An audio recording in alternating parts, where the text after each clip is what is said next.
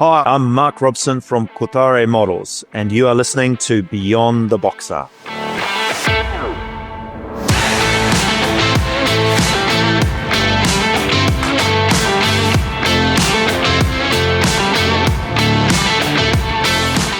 Hiya Benchmates, this is Beyond the Box Art, the official podcast of the International Plastic Modelers Society UK.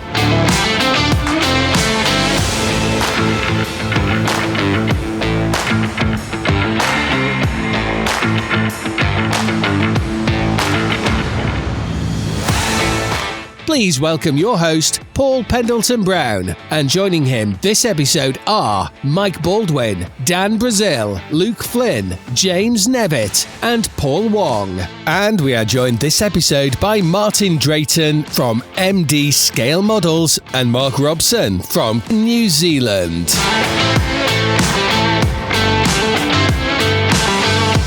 Hello Benchmates and welcome to episode 9 of Beyond the Box Art, the official podcast of IPMS UK. The one place where half-finished models go to multiply and where sensible advice comes with a heavy dose of lacquer fumes. Now, episode 9 is a bit special. We've not got one interview, we've got two brilliant guests joining us. First up, he's the man behind Emdee Scale Models, known for his jaw-dropping builds and that legendary Facebook page where styrene sorcery meets endless humour. It's the legend himself, Martin Drayton. Following Martin, we cross the hemispheres to join our next guest from the land of long white beards and even longer sprues. We're thrilled to welcome Mark Robson from Kōtare Models. Yes, Kōtare, the team that brought us that gorgeous 132nd Spitfire and made modelers worldwide suddenly find room in their stashes where there hadn't been any before. Mark dropped some news on the recently announced 148th Halifax and some exclusives about not only this, but what's coming soon. Before that, we've had a very pleasing message come in on our Facebook from a reclusive OAP we will just call Tim from the city of Bath in the UK. He wrote, "Hi, just wanted to say how much I enjoyed the interviews on the podcast, in particular the one with Mick. So much to learn, but also so much that was familiar. Clearly a driven and inspiring character, but essentially an enthusiast, one of our own.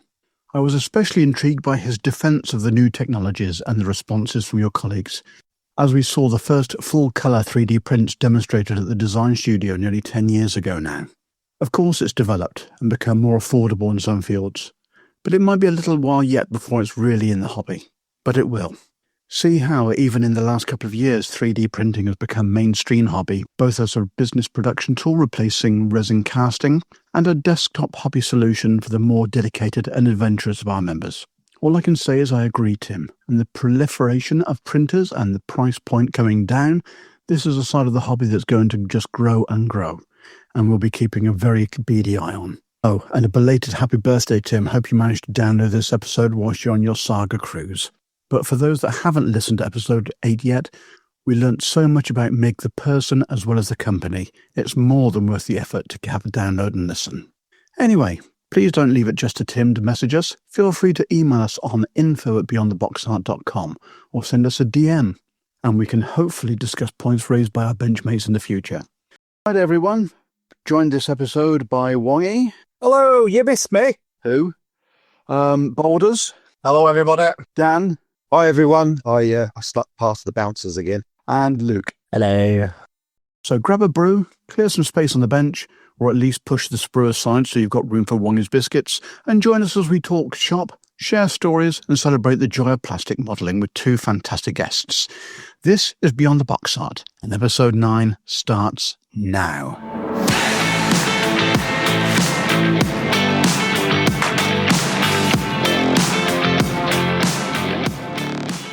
Beyond the Box Art is proudly sponsored by Ammo by Mig Jimenez. For all your weathering essentials, please visit ammo.es.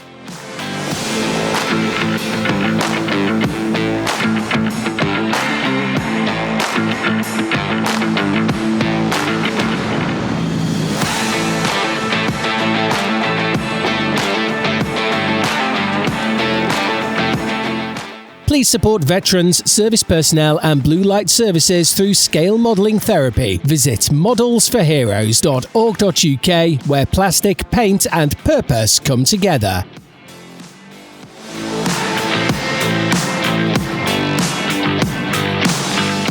we'll start with what people have got on the bench. And for someone who's been missing in action due to work, we'll start with Luke.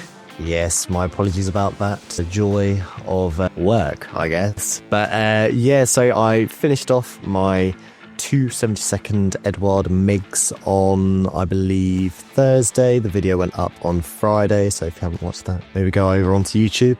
Shameless plug that one. I've watched it. It is Mac models, yes. But anyway, so they are all up and running, so I've had a day hiatus. And I am on to Kōtare's 1:30 cell K4, which is absolutely phenomenal. I've been working on it today, day of recording, Saturday, for about 3 hours, and somehow the cockpit is already done. It is just absolutely phenomenal. So, hopefully give me another week and a half and it should all be done. That is the plan anyway, the current build schedule. And what have you been spending your money on since the last time we spoke? Let me just make sure I get this correct and get out my email for brilliant order confirmations. Oh, where's it gone? There it is. Nope, that hasn't gone where I wanted it to go. I've been ordering a lot of random bits and bobs, but the main thing which is standing out to me is firstly the Hong Kong models Boston. That was too good looking to say no to.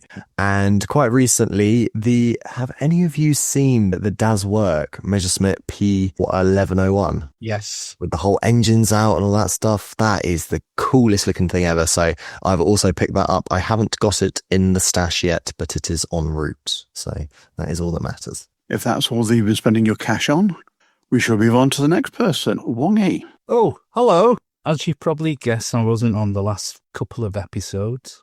I've been away. I've been our mank in Hong Kong, funny enough. And with that, I've not done much on the bench, obviously. But I have been shopping.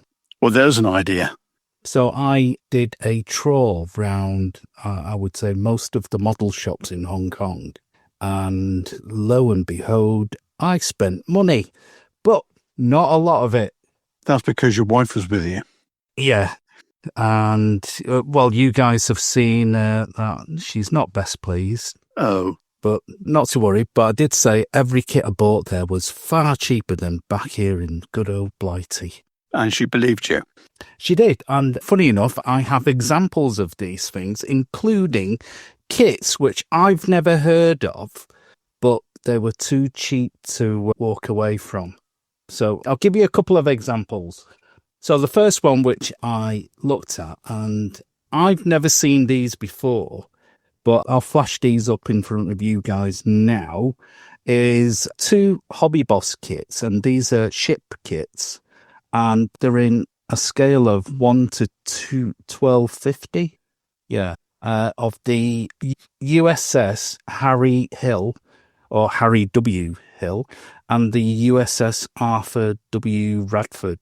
So obviously very prominent people in the US, but I just quite like the look of them. And to be honest, a couple of quid each, it would be rude not to do it on the same line, because we've got this 80th anniversary of Tamiya at the Bolton Club at our show, which Mike's busy looking at right now. I bought this for 2 of your English pounds, which is a Tamiya flash trigger. What on earth is that? Never heard of it. There you go. Is that a drag car? No, it's actually a battery-powered jet car. Oh, wow. Yeah. That is cool. I like that. So that was a couple of quid, and obviously you do your research on eBay at the same time. Yeah. And I've seen one for about 45 notes on eBay, and it's like, do I build it or do I flog it? I don't know. It's not really my thing, but for 2 quid, it's my thing. 2 quid? Everything's your thing for 2 quid. So there's that one there. And, oh my God, yeah. Exactly, Luke, exactly. Oh my God. You can't even get a 99 flake for that anymore. Exactly. I also visited a model shop, which you guys might know of. It's called UML, Universal Models Limited. And that shop is effectively Dragon, but they had other kits in there. So they were running a promotion, and I'll show you this now. Dragon produced, back in the day, an Iron Man kit, okay? And this is the one I've got, which is the Iron Man Mark XXXIII. What's that? 33. About 33. 33. Silver Centurion armor. And the lady who was selling it in the shop, who obviously I speak fluent Cantonese, which is any discount, she sold it to me for £6. How much on eBay? Or £6. Funny enough, I think these kits, she said, originally was selling for about £40 back in the day, but because Dragon don't... It was £70 in the UK. There you go, £6. So there's that one. And my final purchase... This is a business masterclass right here, isn't it? Yeah. It is. Jammy Dodger or what? Just wait till I tell you the end bit anyway. This particular kit, right, most people would know the... Oh, God, what they call now, Mike? The old Liverpool firm who used to make it. You know, the alien stuff. Oh, God. The Halcyon. That's the one. Halcyon. Right. Back in the day, Halcyon did a fantastic range of aliens type movie model kits, which went supernova when they actually ceased production. Now, I spotted this funny enough, in a toy shop called Wonderland in Hong Kong. And it's a model 1/12 scale of the Power Loader with Ripley in it. For the you guys who remember Aliens, which is, in my view, one of the best alien movies going, it's the Power Lift Loader which Ripley fights the alien queen. I've just spoiled the film for some people, haven't I? Oh well, never mind. Read about it on Wikipedia. So anyway, this kit, you can't buy the Halcyon kit anymore, obviously, because it's out of production. But this one was sitting on its own, and it was discounted down to £40 from £60. And for those that can't actually see what you're holding up because it's audio only, he still hasn't learned after 9 episodes, it's the Power Loader from Alien. Yeah. So there you go. So that's absolute bargain. And all I can say is it was worth the £1,200 to get there. Yeah, you've had a bargain. So there you go. So that's my shopping anyway. So I bought loads of bargains. The flight tickets were a little bit expensive to get there. That's all. Fair enough. And it's not as if you're going to be going back in the very near future with larger suitcases for a longer period of time. I've had a few people on a certain podcast who've been tapping me on the shoulders. Funny you should say that. Wonder who that could be. Who that could be, yeah.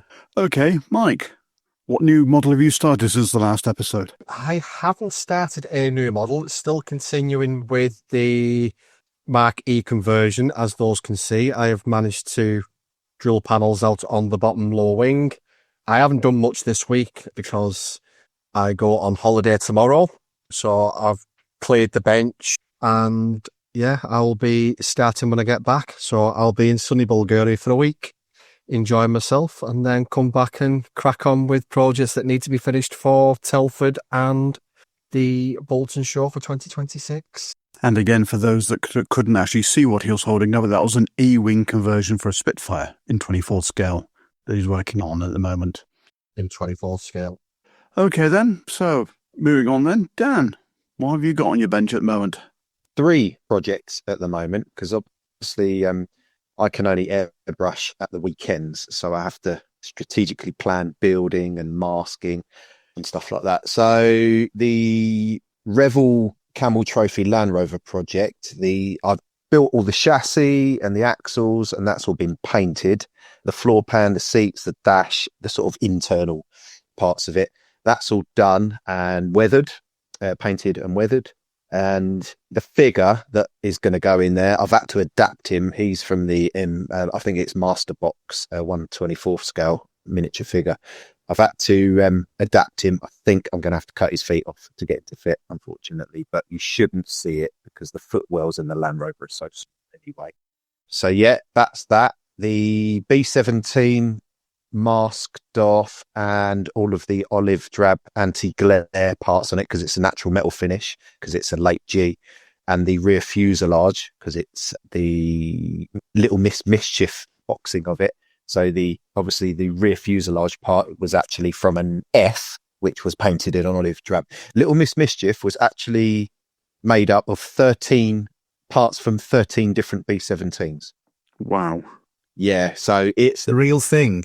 Yeah, it's a bit of a masking knot. Do you know what? I've really discovered that I don't like masking. It's the one thing. I don't mind doing decals. I don't mind sanding. I don't mind rescribing.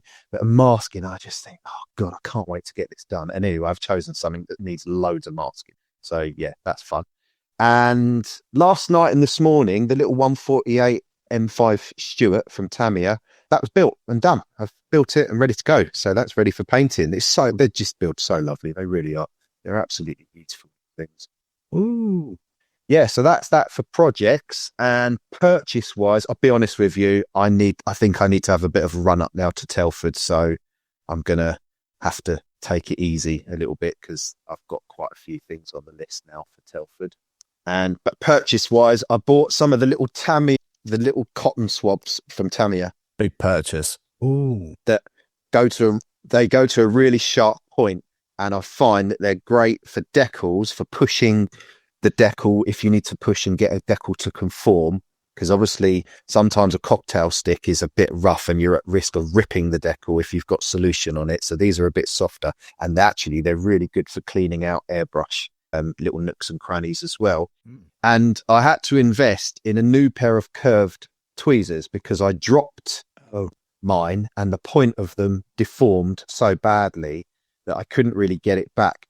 So I bought the Tamiya HG ones. Now they're a lot thicker in the metal, but they still close to a real nice fine point.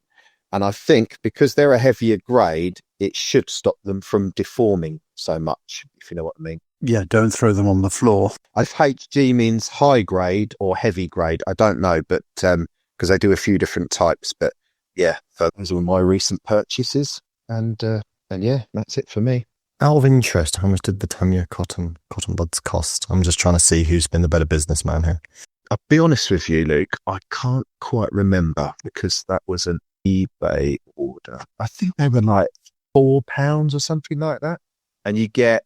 Well done, Paul. Oh, ouch. You get 50. I think you get 50, but Oh, goodness. that was delivered as well, because obviously the postage just kills everything, doesn't it? Oh, right, yeah. If we're talking about postage, you have to add the 1.2 grand on top of all your purchases, don't you?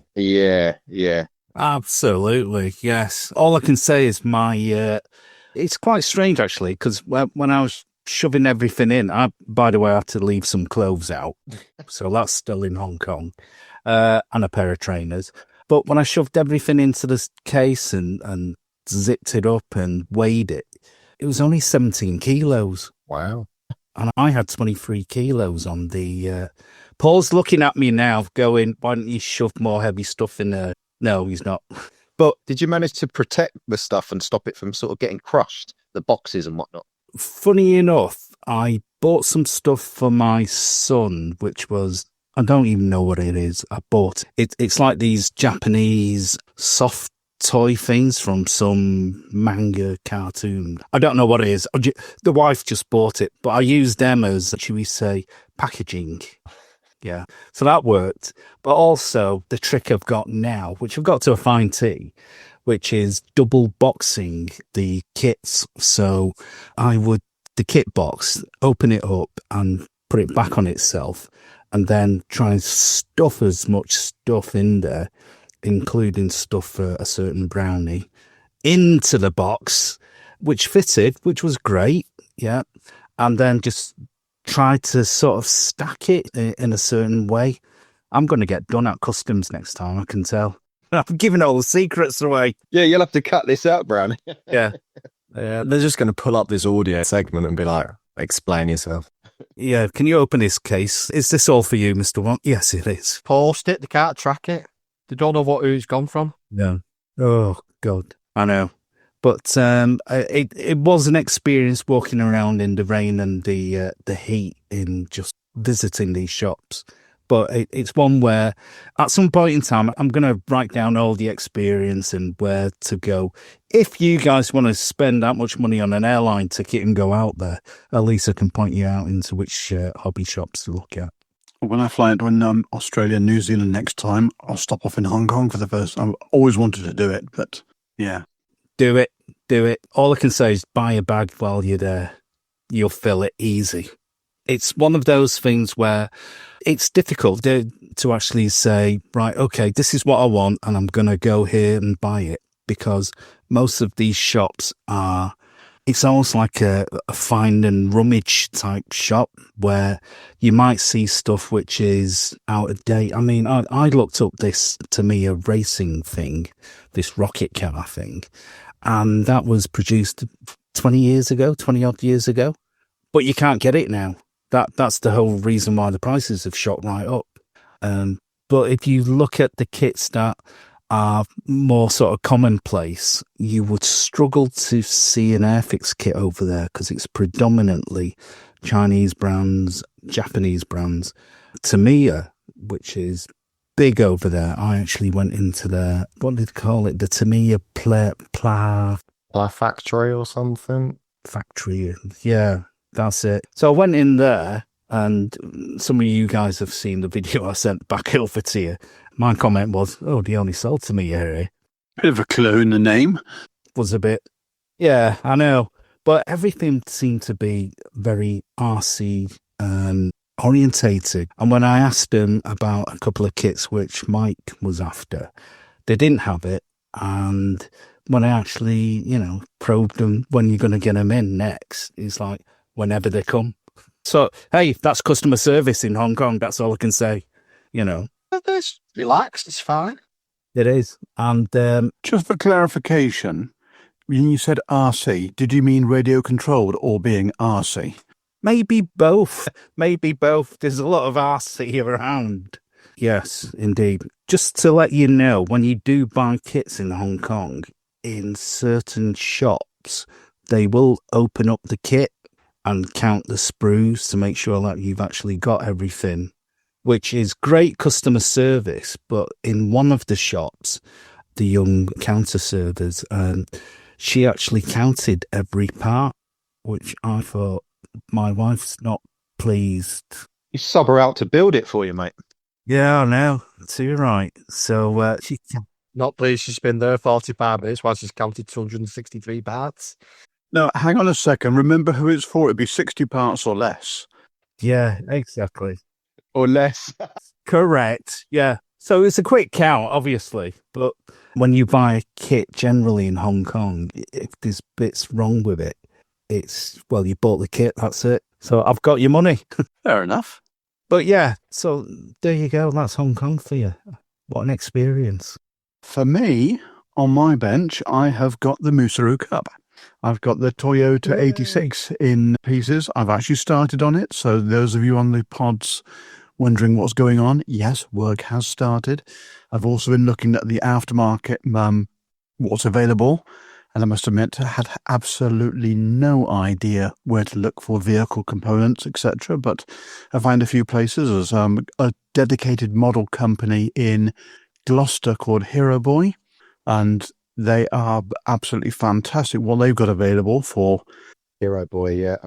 aftermarket. So I've hit them quite hard, but obviously we can't say what we're doing to the car. Otherwise, other people wouldn't have a bit of a clue. And we don't want anyone, shush, quite. And the other purchase, which was actually the better half that decided that we were going to go for this more rather than me, but we now have a Creality K2 Pro Combi 3D printer, which can inject up to 4 different filaments with what we've actually got. In theory, if we bought another 600, 700, 800 quid's worth of add-ons, we could actually add another 12 filaments to it, so that it will print 16 colours in total. Wow. That is mega, isn't it? It's getting ridiculous, and it's also going to what was actually talked about by Mig in the last episode, in that in the future, you'll be actually printing your own kits at home, pre-painted.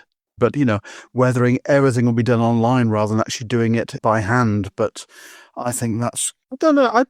When I listened, you know what? I think, look what we all did with COVID. Everyone went back to stuff, doing hobbies. And I think because of the AI revolution that we are in the midst at the moment, I think that talking to people personally, doing things with your hands, doing things in the real world, I think there's going to be a bit of a revival and more love for that sort of thing. I think there is, yeah. I think we're going to we already do, spend so much of our lives digitally doing things that, do you know what? Opening a plastic, for us guys and girls that do this hobby, opening a beautiful, well-made plastic model kit, Kōtare model, or whoever it is, whatever is your thing. It doesn't matter if it's a Gundam, an aeroplane, a car, whatever it is. Painting some of the beautiful figures, to do something with your hands and your head and get away from the screen for a while, I think will always be there. I really do. Yeah, definitely. And I think, going back to kind of what Mig was talking about, it very well might happen. However, you've got to think it's probably going to be a niche. We've talked a lot about niches today. You're going to have some people who just love the building. You already have the people who love the building and hate the painting. I'm the complete opposite. I love the painting, hate the building. So it might be a place for it and there will be a niche for it, but very hard to say that the entire hobby is then going to switch, isn't it? It's just evolving, as Mick kept saying. It is, yeah, it's always evolving. Things change all the time, but then so much does stay the same. And I think that's the grounding for it, isn't it? Yeah, I totally agree. Codgers like myself will always stick with what I know. Otherwise, I'd have to go down the path of buying a printer, getting all the mixtures right, getting it all poured, making sure the colours are all in place. And it's difficult just operating an inkjet, never mind a 3D printing thing. You're dead right. I'd rather go with... But you use it to your advantage, don't you? Do you know what I mean? I've got no interest in starting up what I would class as another hobby in 3D printing. But the fact that it's come on so fast and so the clarity and the definition and stuff that you can buy now. And, we all know all these great companies that are in the hobby that you can buy stuff from. If you don't want to do it, you don't have to feel pressured that you need to buy a printer, because there are so many people there that you can buy bits from to enhance your thing. But you can pick and choose. There's nothing wrong with opening up a box and just building out the box. We've all done it. We all do it and we all enjoy doing it. But now and again, we've all got those kits where you think, yeah, I'm going to have a bit of a spend up and I'm going to throw everything at this one. And if it means not buying 2 or 3 other kits and you can buy all of those upgrades and really, really push yourself, because, cutting 3D parts out of the trees and the things that hold them is very different in itself. Cleanup's different. It's another skill to learn, isn't it? Oh, absolutely. I mean, one thing which I found when I was out in the Far East, if I can use that word, I bought one of these Gundam things. I know. It was a pre-finished kit where all the parts were all pre-finished in individually wrapped sections, and all you needed to do was just connect them together, and it was fully articulated. But the finished kit itself was fantastic, just looking at the box illustrations. And I just thought to myself, okay, that's borderline going down Lego, where it's all finished. You just connect it together and it's giving you that instant lift of satisfaction. Yeah. But Luke's right, again, my favourite thing, same as Luke, is to get rid of the build as fast as possible and then use your creative side in terms of how you paint it, if you want to weather it and do all that sort of stuff just before you botch it with the... So it's what I like, that excitement, just in case. Did I actually spray that gloss on? I can't remember. That's old age. But yes, you're dead right. There will always be a place for opening up the box and looking at the pieces and putting them back in the box and shoving it back on your shelf again. I do feel guilty that if you did print it, you got to do something with it then, don't you? It's like too much pressure.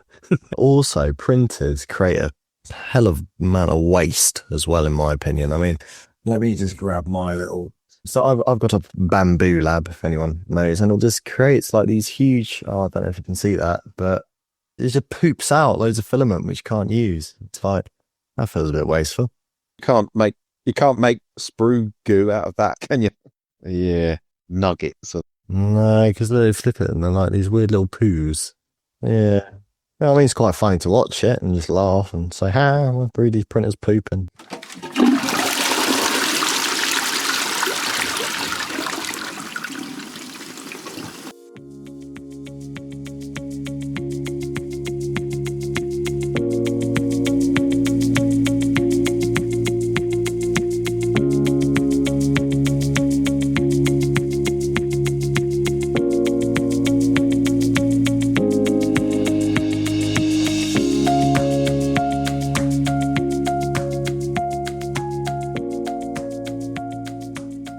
Please visit beyondtheboxart.com for alternative ways to both listen to the pod and how you can support or help sponsor the show.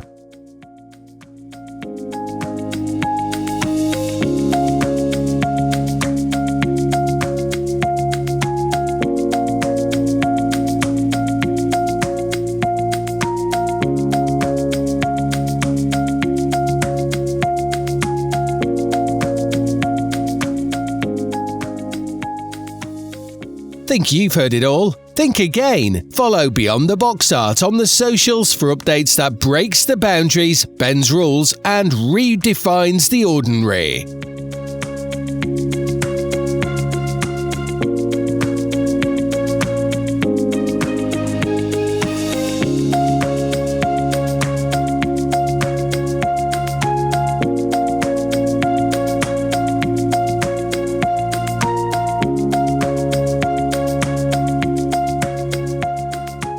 Martin, welcome to Beyond the Box Art, and for those who don't know your work, perhaps you can give our benchmates a quick rundown on your modelling CV and a little about yourself. Yes, well, I'm a Brit, as you can tell, living in the US.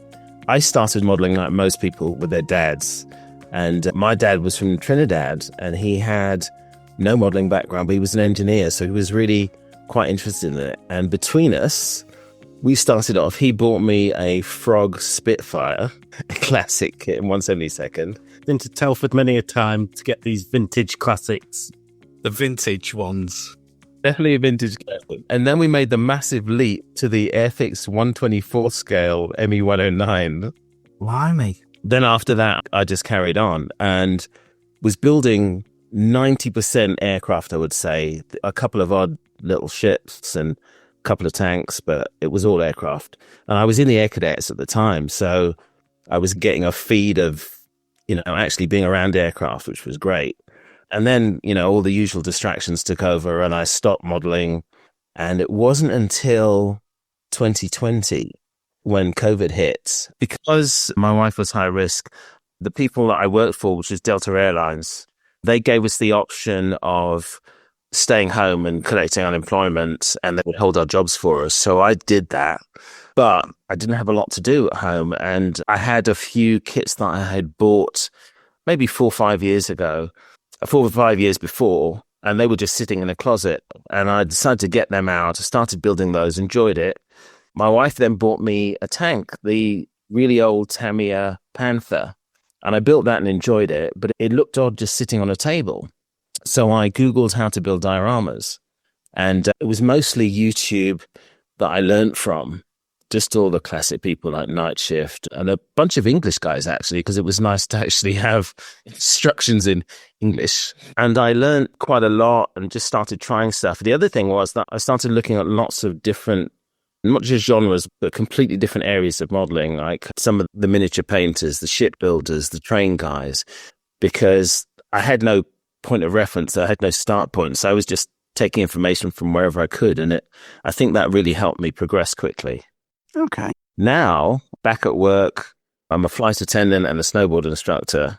And with my flying, I'm probably flying 20 days a month. I suddenly thought, well, wait a minute, I'm losing a lot of modeling time because I can't come home and just disappear and start doing models and just spend family time. So I started taking stuff with me on the road. So when crews see me at the airport and I've got 3 bags, and one of them looks like a food bag. There is no food in it. It's all paints and tools. That's great. This trip that I just did, I just started on the Yuma Hobbies AV8B Harrier. I've done the cockpit, and it's a great kit in that you can build it in components. So that the bulk of the fuselage is separate, the nose section is separate, the wings are separate. So I could do stuff on all of those and still be able to transport it. So yeah, so that's me now. I'm a traveling modeler. Have you seen Luke's video on the Harrier? I have. It's great. And I'm kind of using that as my blueprint. When the kit first came out, they had a video on Andy's Hobby headquarters, and it went through. I thought, the Harrier's a plane I love, again, because being in the Air Cadets and staying on RAF stations in the summer, I saw all these aircraft first time round, Harriers, Lightnings, not Valiant, I'm not that old, but Sopwith Camels. Not saying how old you are, though. all Cook and Brown are really nice guys anyway. And I've even washed a Vulcan with 20 other Air Cadets. It's great. So the Harrier was always one that I liked, and I saw that video and thought, you know what, I think I need to get that. And being into dioramas, my first thought was, well, what scene could I put it in? And the first thing I thought of was the movie True Lies. Oh, fantastic. And I thought, right, I'm going to adapt some little figures and do a scene. And then an Aussie friend of mine, Sam Dwyer, he saw on a website, well, actually, it was in a chat group out in Asia, where it looked like Uma Hobbies were going to release 3 figures that go with it. They were going to release an Arnie pilot, the daughter hanging on the nose, and the terrorist hanging from the sidewinder. So I wrote to them and said, look, when are you going to release these, and are they coming to the US? And they said, are you a dealer? And I said, no, I'm just a modeler, and this is my page. And they said, we'll get back to you. And then the next thing I heard from them was, you have 3 sets of figures in the mail on the way to you. Oh, wow. Oh, that's great. Oh, lovely. So I'm doing that. And then I was at a party with some friends, and my wife introduced me to this woman that she knew, she said, oh yeah, her husband used to fly in the military. And I said, oh, what did he fly? And she said, oh, he was in the Marines. It's called a Harrier. And I was like, oh. So I told her about my plans, and she said, that's the movie we always quote to people because people never know the aircraft. And then I could see this glint in her eye, and I kind of could see where this was going. And she said, could you build one for my husband? So that's the one I'm doing first. And it's a surprise for his wedding anniversary. And I've got a little figure from ResKit of a US pilot that's going to be standing in front of it. It's on the way to me now with his name and the squadron crest and everything on it, and a little bit of airfield that I've then got to paint and weather. So you're a commissioned modeler now? I've done a couple, but they've just been for friends for nothing. Yeah. I had a friend whose dad was based in East Anglia flying F-111s. Lakenheath. And one for him. I've done a couple of little tanks and stuff for people, but I just see it as just experience for me. And I love being able to give people stuff. Now that I'm running out of space with my dioramas, I tend to give them away. I don't sell them. If someone makes the mistake of showing interest in it at one of the clubs I go to, like, there you go. Haven't some of your dioramas ended up in the museum as well? Yeah, so one of the guys at the club, his daughter was curator at a museum in Colorado. And she wrote to the club and said, look, I'm looking for exhibits. Is anyone available to have some exhibits? And I was like, yep. So he came and picked them up, and he drove them to Colorado. So there were about a dozen of them that I got rid of. Not that you could tell. You look at the space and it didn't look like anything had got. And she, in fact, just wrote to me, this is about 1.5 years later, and said that she's leaving the museum and she's taking the World War II exhibits with her. The Vietnam ones they're keeping, because that's relevant to people who work there. And she's now doing it as like a traveling display. So she's got them in the foyer of the history department of the university in Colorado. And then they'll be going somewhere else permanently to their history department, I think. So that's quite cool. Are they going to be in cabinets? Because obviously when stuff gets put into a museum or somewhere that has displays, you hope that the cleaner's not going to go in there with a vacuum cleaner and start dusting them off, She sent me a photograph of the World War II ones as they were in this museum, and they're all in proper glass cases. I'm like, oh, lovely, yeah. Wow, they look really good. That's fantastic. I was obviously intrigued, Martin. You're saying you work for Delta. I work for one of the small airlines here in the UK. I'm a manager on the ground, but You were saying about how you take models away with you. In episode 2, we interviewed Tim Holland, just as a little plug, and he said when he was away on the aircraft carriers, he almost had a very tiny little setup so that he could literally paint a few parts on like a palette. So I'm just interested, how does that work for you? How does your modeling setup work when you're traveling? One, I'm not usually a very organized person until it comes to modeling. So what I do when I've got a build, I'll make a step-by-step list of everything I have to do in this build. And then when I'm going to go away, when I have a trip, I look at that list and I'll work out what is feasible for me to do while I'm away. Our armor, I'm learning now, is much easier to travel with than aircraft, with wings sticking out and tailplanes, and they're pretty boxy things, so they're quite tough as well. But I do have like a sandwich box that's solid hard plastic. So anything that's in construction, I'll put in there, and I've got some foam in there and bubble wrap. I've got a lunch bag that literally is full of paints and tools, a wet palette, all that kind of stuff. Like, I'm not going to stick on anything with aerials or antenna or anything like that. And it's really handy for me to do like figures. Figures are great to do. Stowage is really easy to transport. I can't break it. And what I will do sometimes with a piece of armor is I'll do the construction on the road. When I come home, I'll airbrush it. Then on the next trip, I'll take it and take all my weathering stuff and I'll weather it. Ah, right. I see. And do the oils and then bring it home again. And at each point, it gets to a point where I don't really want to transport it anymore. No. Then I start traveling on the road with the next piece that I'm doing. It seems to give your pieces a bit of historicity, doesn't it? There's a story behind each one. Yeah. And the thing is, with the hotels, every single hotel room has a desk in it and it's got a lamp. And usually the TV is right next to it. They've got streaming. So I've got YouTube going on and I'm sitting there. No one's disturbing me. I've got access to a hairdryer as well, which obviously I don't normally need. But I use that to dry oils and to dry the kit faster. So I've got everything I need, I'm not getting disturbed. It's a perfect environment. I can whack out 8 hours of modeling, no problem. It's definitely an art form in traveling modeling. Certainly. I think the key is preparation, is having everything organized. Once it's organized, it's not that big a deal. And quite often, the trips that I do, I'll arrive at the hotel late at night. So what I'll do is I'll unpack my stuff and I'll set up the modeling stuff, get everything out. I've got a plastic, it's actually a cutting board and it's a thin one that I got at a dollar store. That is my mat. I put that down, put the paints out, put the tools out, go to bed. So then I get up in the morning, straight away, you're there. So what paints do you use then? On the road, I'm using acrylics and it's brush painting.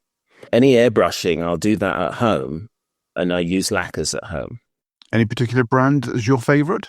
Not really. I tend to do things by colour. It's like I look at people who've set up their hobby rooms and they've got all the brands separated. But to me, that would take me so much longer to find the colour that I want. I organise my stuff by colours. For lacquers, I tend to use Mr. Hobby, AK Real Colours. I'm just about to, for this Harrier, I'm going to try MRP. SMS I absolutely love, but it's hard to get here. There's a Gundam store that imports it, so I get it through them. I really do like paints that you don't have to dilute. Yes. Because you can't mess it up.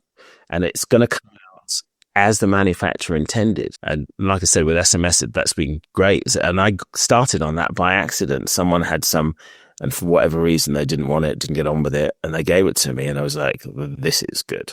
It also, when I do stuff with lacquers, when I'm on the road, it makes it more durable as well if I'm handling it. Makes perfect sense.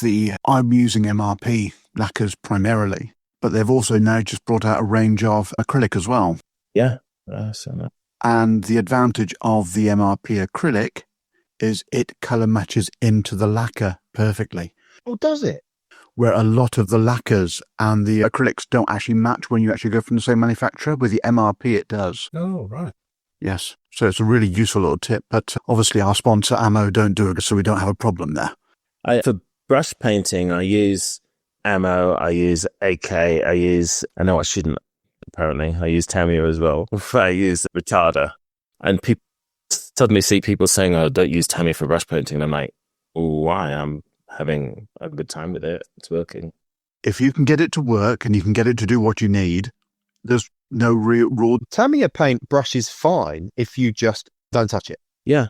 And then once it's dry, then you can put another coat on. You can't manipulate it and keep going backwards and forwards and backwards and forwards. But if you just one stroke, leave it, let it dry, and then carry on.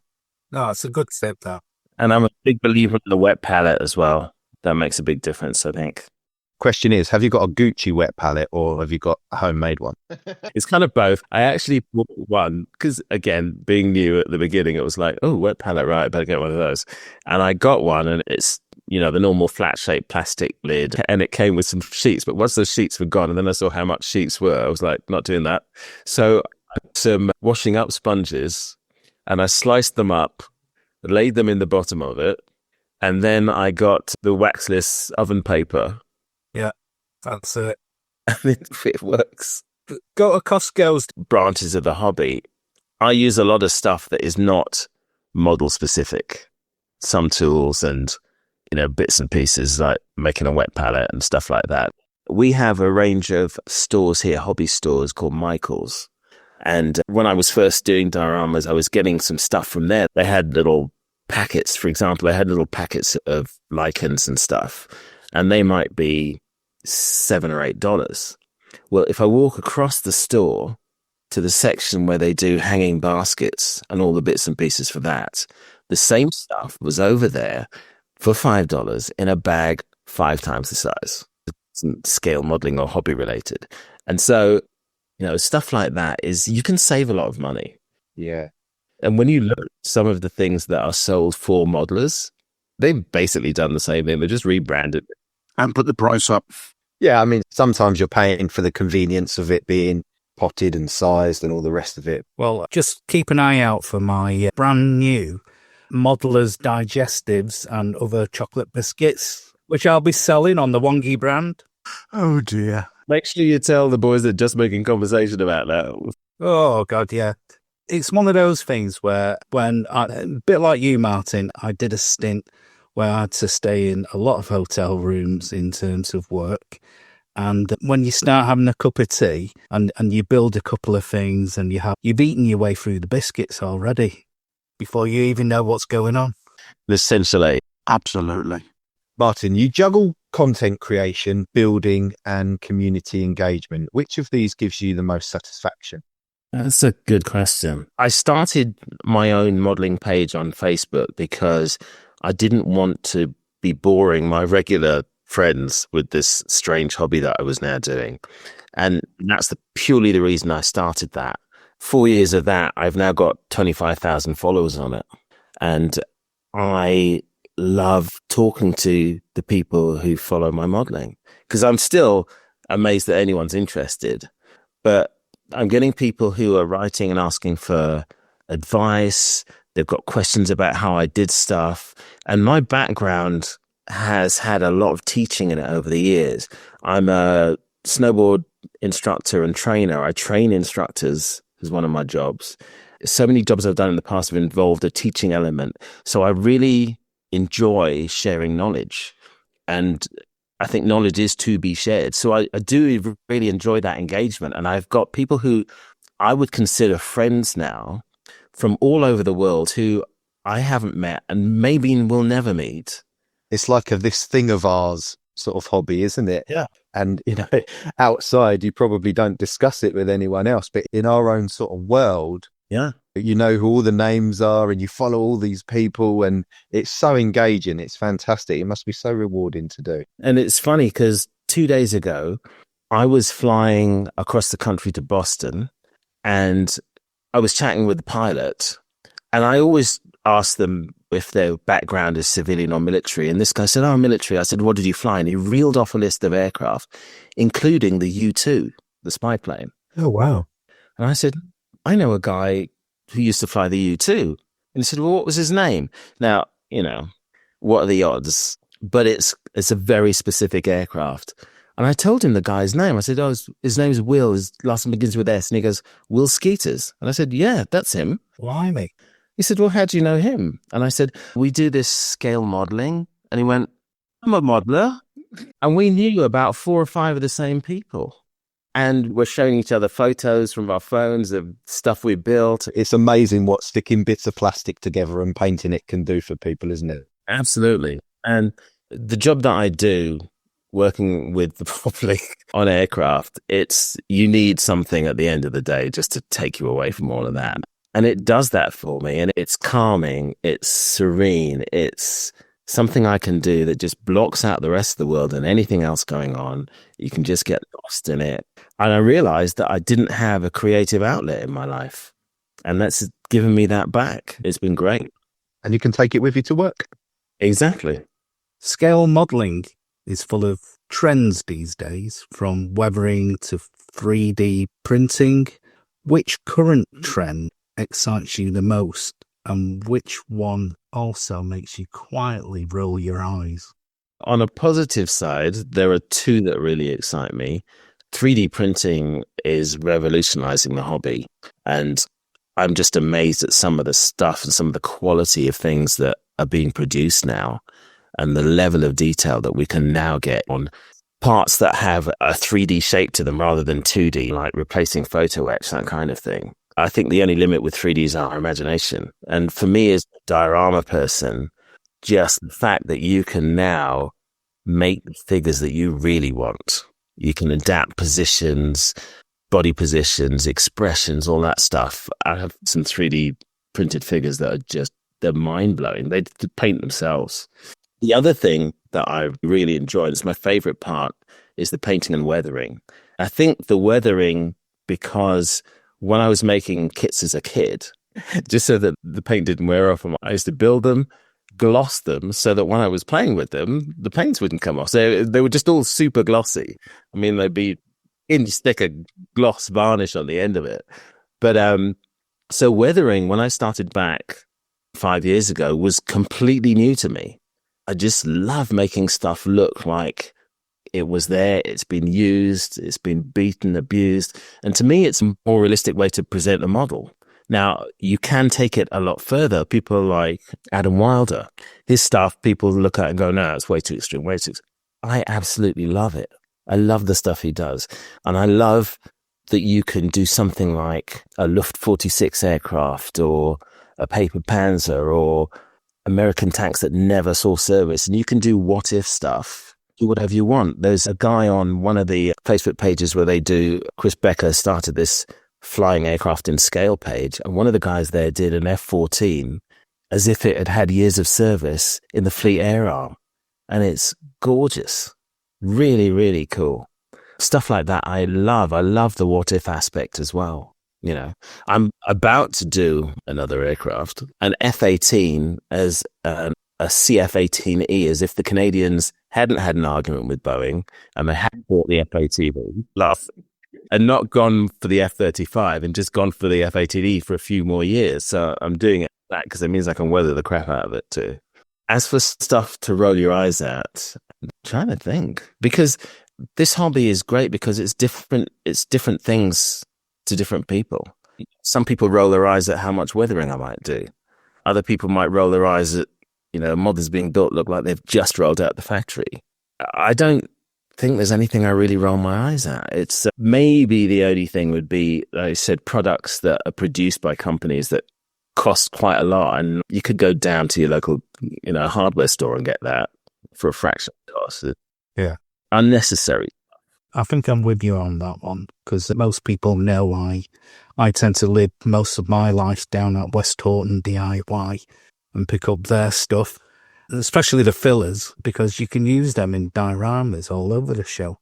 Yeah. Ready mix. Yeah, exactly. And I think the only other thing that maybe I roll my eyes at is that when people criticize what you are doing on your build, that it doesn't have this and they didn't use this and they didn't do that.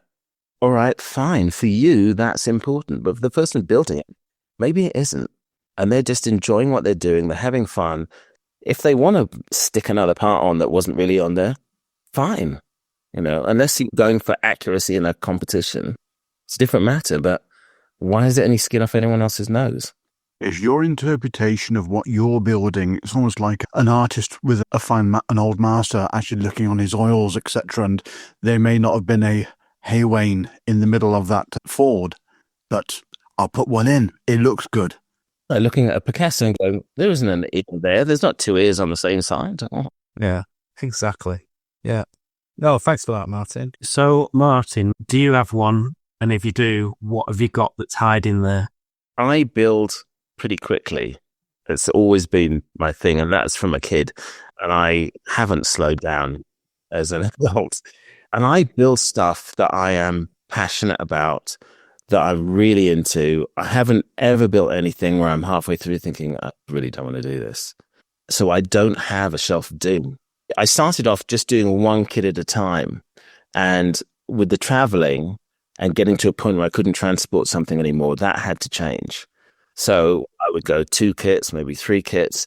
And sometimes now with the traveling, I'll be looking ahead a couple of builds and go, I've only got X amount of time at this layover. I could do some figures. So I'll look and see what I've got and I'll take those. So quite often I've got stuff where I'd open a box to work on a kit and the figures are done. So it's almost the reverse of a shelf of doom. I'm actually ahead. I don't have anything that I'm stalled on and is put aside for any reason. I'm actually doing, I can't believe I keep telling you about these aircraft I'm doing. I don't do aircraft, but it's all I seem to be doing right now. But I've got an English Electric Lightning, again, a plane from my youth that was iconic to me back then. I've got that kind of bubbling in the background and I'm trying an all-metal finish for the first time. I've got 2 little figures from the movie, not Heartbreak Ridge. It's the one about Desmond Doss, the US Marine medic. Oh, Hacksaw Ridge. That's it. Yeah. I took those 2 figures to do on a layover. So the figures are done. So they're put aside. I've got to do a base for that. I've got the Harrier that I'm working on. I've got some armor pieces that I'm doing. So they're all in process and none of them are stalled. I'll just take, and that's the good thing. What I find is that I don't get like a loss of mojo because I just change tack. Yeah. You know, slowing me down or I think, I don't know if I want to do that right now. I'll pick up something else. Oh, all right. And that's a good thing about dioramas too, because if you've got a diorama and, you know, you've got to a point with the main vehicle, like, okay, I don't feel like doing that bit right now. Fine. I'll work on the groundwork or I'll work on the figures or I'll work on something else. So I try and treat each diorama, for example, each component as being like a separate kit. So it stops me getting bored. It stops me having a shelf of doom. That's really interesting. Very positive outlook on modelling compared to... Yeah, very refreshing outlook you got there, Martin. I think a lot of people will take something from that. I think you're quite unique if you've not got a shelf of doom. Yeah, I've got nothing on it. I don't have one. In fact, all you've got is a shelf. Yeah. That's all you've got, mate. It's a shelf of positivity. Shelf of optimism. That's what it is. Yes, that's it. I've got a question that leads on from that. I'm guessing that with obviously the network that Delta flies, you must have a list of model shops that you frequent. Do you actually manage to swap shifts if you actually need to go to a certain model shop to get components or spare parts or supplies? I may or may not have done that in the past. Don't admit anything. I found at one point that I was short of balsa wood and balsa bits and pieces. And there's an art shop in Philadelphia that had this massive display of more balsa wood stuff than you could throw a cat at. There were sheets, there were sticks, there were everything in every dimension. So I would do trips to there and just pick up loads of stuff and fill my bag. So as far as kits go, there are a few stores that I do go out my way to visit on layovers. And I've got a layover coming up next month in Burbank. So I'm going to whiz down to Burbank House of Hobbies and have a look. But I'm trying to save my money. I'm going to SMC in Holland and to have access to companies that do diorama buildings and all that kind of stuff. I can't wait. So that's what I'm looking for. What I do tend to do with my layovers is rather than base them around stores, is base them around museums. So I've done Washington Dulles layovers and gone to the Smithsonian Air and Space Annex. I've done New Orleans layovers and gone to the World War II Museum. I've done layovers in Ohio and gone to the US Air Force Museum. I do tend to, when my schedule comes out, and I'll look at destinations and see if there is something worth seeing nearby. I've been to, I can't remember the name of the battleship, it might be the Wisconsin, but I bet on one layover, and there's this massive battle wagon in the harbor I could see from my hotel room. So that's what I tend to use the layovers for in terms of modeling. I use them more for inspiration or reference, but it gives me access to museums that I would not go to. They'd be really expensive to fly across the country and go to the US 8th Air Force Museum in Savannah. Oh man, that is my dream to go to that one. I'm a huge fan of the 8th. Yeah. But this stuff is, I would never have been able to do this without this job. Here I am, a Brit in the US. I've been to all 50 states. Cost a fortune, Martin. From our audience figures and the analytical data we're getting back, there's only 4 states that haven't actually downloaded an episode of the pod so far. Oh, where's that? So, Wyoming, North and South Dakota, and Alaska. Come on, guys, download. Come on. That's because there's nobody there. Yeah, I gather that much. Critics would freeze in Alaska. Out of those, Alaska's one that I like to visit, but the others, North and South Dakota, first time I flew over North Dakota, I looked out the window, it was in the winter, and the guy sitting there saw me and he saw the look on my face. He says, "You all right?" I said, "What's up, son?" Pushing up his cowboy hat. And I said, there's nothing out here. And all I could see, as far as I could see, and bear in mind, I'm like at, 30,000 feet, is flat and white. There was nothing as far as I could see. And I said, "There's nothing out there." And he says, Yep. You can see your dog running away for a week.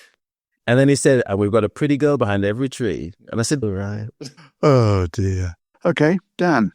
Martin, you are very active online. What role do you think social media plays in shaping this hobby that we all love so much? I think one of the main contributors that social media has had to the hobby is sharing information. A friend of mine, Scott Gentry from the Plastic Posse, always says, "Rising tide raises all ships." And it's true. There is so much information that people are passing through social media that would have taken years to find out otherwise, or you never would have. I hear about in the past with people keeping techniques to themselves and not wanting to share information. Well, it's not like that anymore, which is great. I think I've progressed at the rate that I have because of social media, because of YouTube, because of Facebook. All of those things have given me information and give me directions to go in that I would never have found otherwise. Of course, there is obviously a downside to it, and that's the negative Nancys who are picking holes in people's builds. And it's funny because whenever you look at their profile, they've never posted anything. They never do. No. Yeah, they're too busy being negative, that's why. Yeah, it's a big step to put something on social media, because you're saying, right, here I go, press upload and wait for the comments to come in, and hopefully some of them are going to be positive and not too negative. But yeah, it can be daunting. And I see people sometimes say, "Oh, this is my first time posting and I'm a bit nervous." And I will always try and go on and say something positive about it, because I think you should be encouraging people to do stuff, to share their work. And, we all started somewhere. I look at my first build when I started back like 5 years ago. It is a Grumman Panther that I did with gloss enamel blue paint, and it looks like an 8-year-old painted it with their feet. It's awful, but I posted it. People were like, "Oh, good for you. You're getting back into it after 45 years. That's great." And that was encouraging. I think social media can help by that positivity and encouragement and sharing of information. I think it's vital for the future of the hobby. yeah, absolutely. And with YouTube, like you say, the instructional videos and stuff like that, there is nothing on the TV that you can tune into for an hour of someone talking you how they use diorama techniques or how they build a model kit. There was absolutely nothing. Whereas now we all have our own custom hobby channel, don't we? That we can all just tune into whenever we want. And it's great. It really is. It's almost like social media for its intended purpose back in the day, which was building communities, Yes.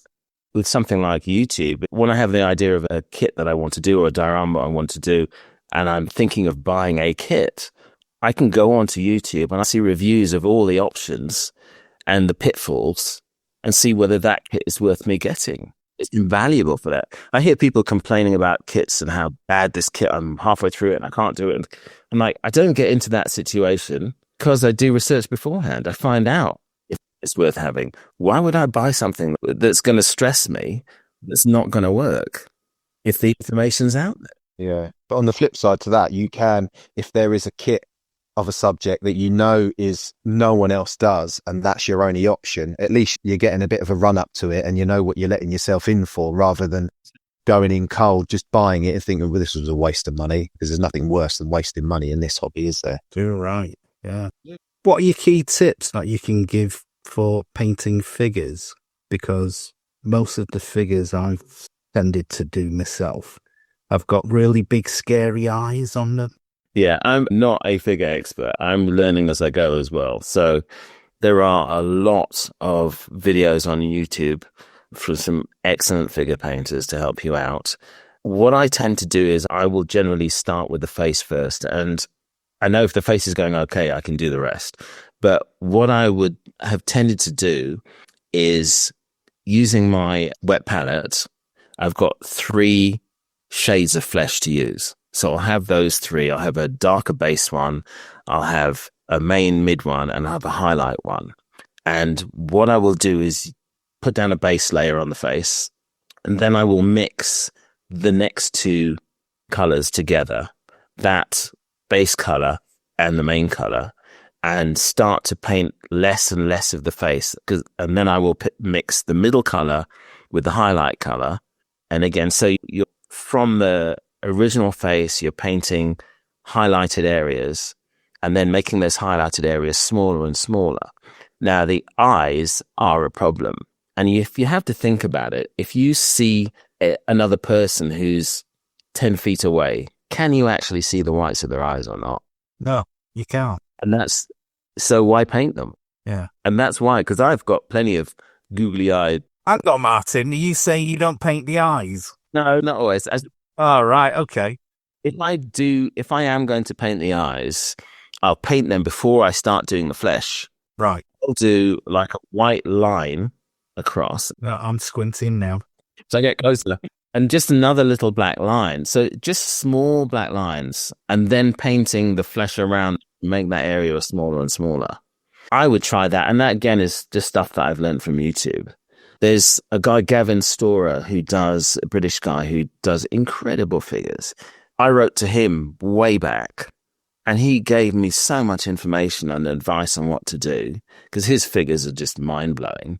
There are lots and lots of people online who, big names in figure modeling, who really want to help. And eyes are definitely the hardest part, for sure. They're the window to the soul, aren't they? Exactly.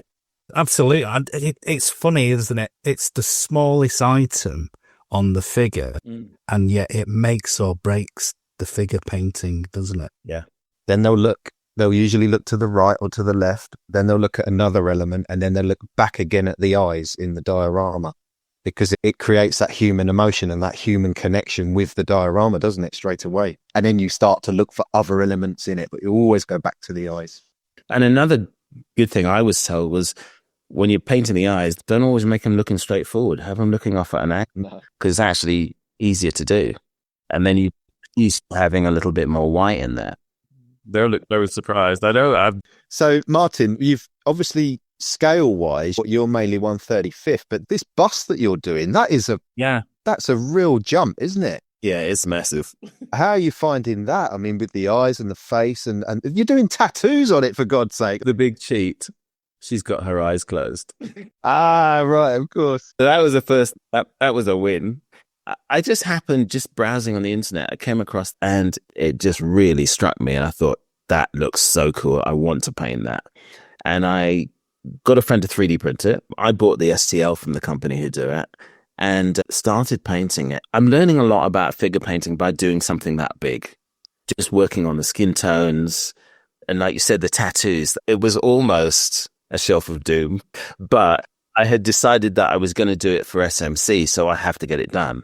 And I actually got everything done except the tattoos, and I kept putting it off and putting it off.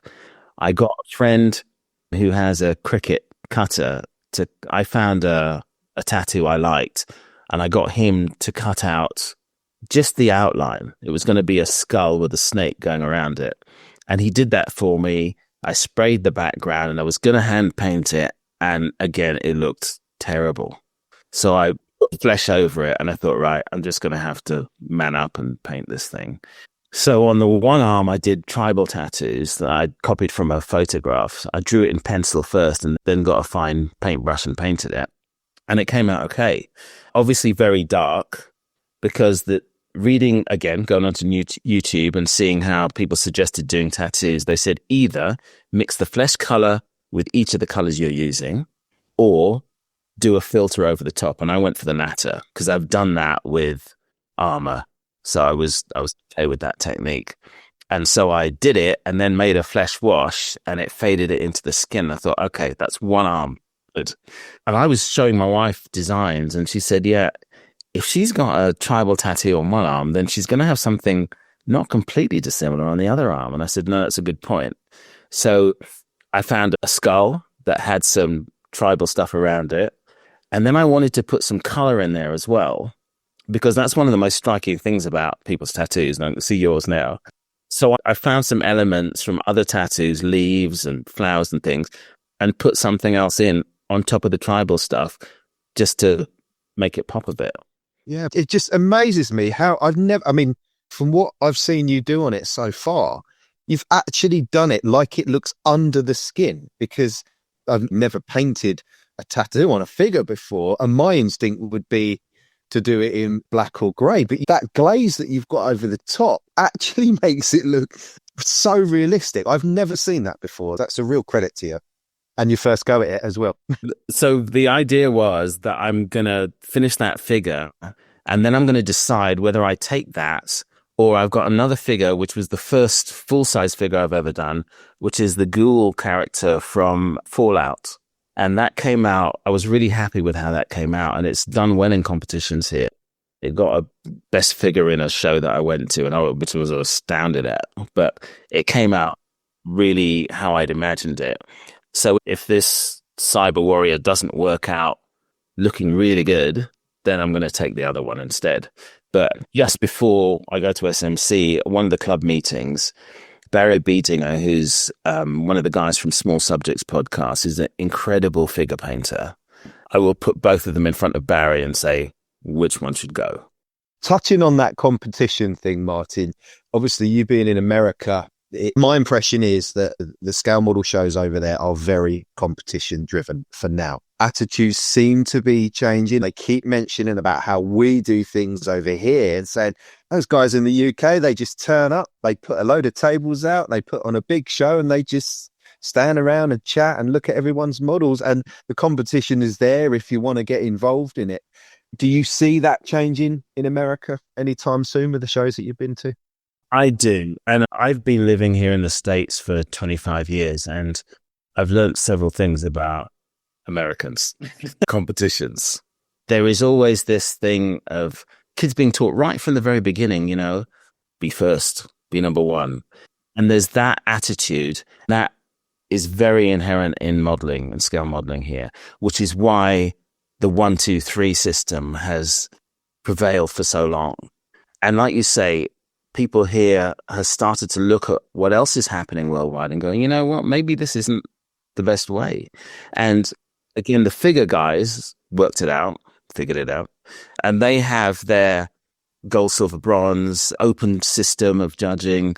And that's becoming more popular as people start to realize, you know what, if I go to a show and I put my model in and it doesn't get first, second or third, I don't know if I'm fourth or I'm 40th. I have no idea. I have no feedback either. I don't know how I'm going to get better. Having it changed to a system where it's more of an open system, you're competing against yourself, against a metric where you can see how you're doing and how you're progressing without having to know so-and-so's here this week, so I'm not going to win because he's really good. It's demoralizing, I think. If someone is constantly going to events and they're not getting in the first 3, they have no idea if they're getting better, how much better they're getting. And it's almost like that system is designed if you don't succeed in any way, that it's designed to sort of put you down personally from your very first competition. You say, do you know what, I'm not going to bother anymore. And then it gives you, then there's the whole gatekeeping thing because of all of that. I'm not into that.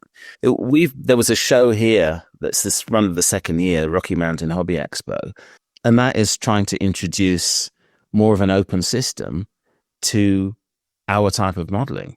So you're not competing. They will look at your whole body of work, and that's one of the cool things. Instead of having your stuff spread all over an exhibition hall, you've got an aircraft there, you've got a figure over there, you've got a diorama over there, and people don't connect the dots. They don't know what it is that you do, and also the names are hidden. But at this show, you are exhibiting. You have all of your stuff together in one spot with your name on it, and people, you hear it as you walk around, like, I didn't know you did aircraft, or I didn't know you did figures, or you find out what people really do, and you can see the spread of their talent and what they're into. And it's more of an exhibition. You get to see what people do, and you get a better appreciation of their talents in this. I had my eyes open to that. We have a show here in Ely, in the city of Ely in Cambridge. It's called the Fen Model Show. A lot of it is based around Warhammer and stuff like that. I went with my son, and I was absolutely blown away, first of all, by the standard of the figure painting. It is unbelievable what people can do with paint on plastic at the end of the day. But the way that they display, they're all almost at eye level. They've all got real good quality daylight lamps across the top. Yeah. And everybody's got their own space with a little tag, and usually their Instagram or their website. And what everybody does is they stand there with their phone and they take a photo of it. And then you go home, you say, right, now I can find who actually did that work, rather than scrolling through aimlessly on social media. And you think, that's amazing. Who did that? I want to ask them about the weathering. I want to ask them about the painting, but I don't know who did it. Yeah. No, that should be the future. That's how things should be. And that's how kids, my son, he's really into collecting Marvel, the posable figures, like action figures, basically. I could see his mind whirring while we were there, and he said, oh, Dad, maybe I could weather some of my figures and maybe I could put them on a diorama. And I just thought, yes, maybe that's his way into it. That's because, let's face it, he's just turned 13. He likes Second World War aircraft, as we all do, but kids these days don't have a real connection with it. There has to be new ways of getting kids and maybe slightly older lads in. And we need to do that. Like you were saying, me growing up, I was growing up in the 60s and 70s. That's when all these blockbuster war films were out, Battle of the Bulge and Longest Day. And that's what gave me the interest that I have. But now it's different. And there's so much more stuff competing for people's time. It is very different. Yeah. In this day and age with AI, and we all spend so much time looking at a screen, I honestly think that scale modelling is in a very healthy place. I do not think at all that the hobby is dying. It's evolving. At the end of the day, there is nothing better than sitting down, using a different part of your brain, the creative part of your brain, and doing something with your hands and actually just zoning out. It's almost a form of meditation for me. Absolutely. And like you say, going to different genres, for me, I think it's improved who I am as a modeler. Like doing some Gundams and doing some ships or doing aircraft. Like right now, I've just pivoted and doing a few aircraft for a bit, and that stops it from getting stale as well. Another reason I don't have a shelf of doom. I switched them. I know, it's full of your dioramas, Martin, isn't it? That's why.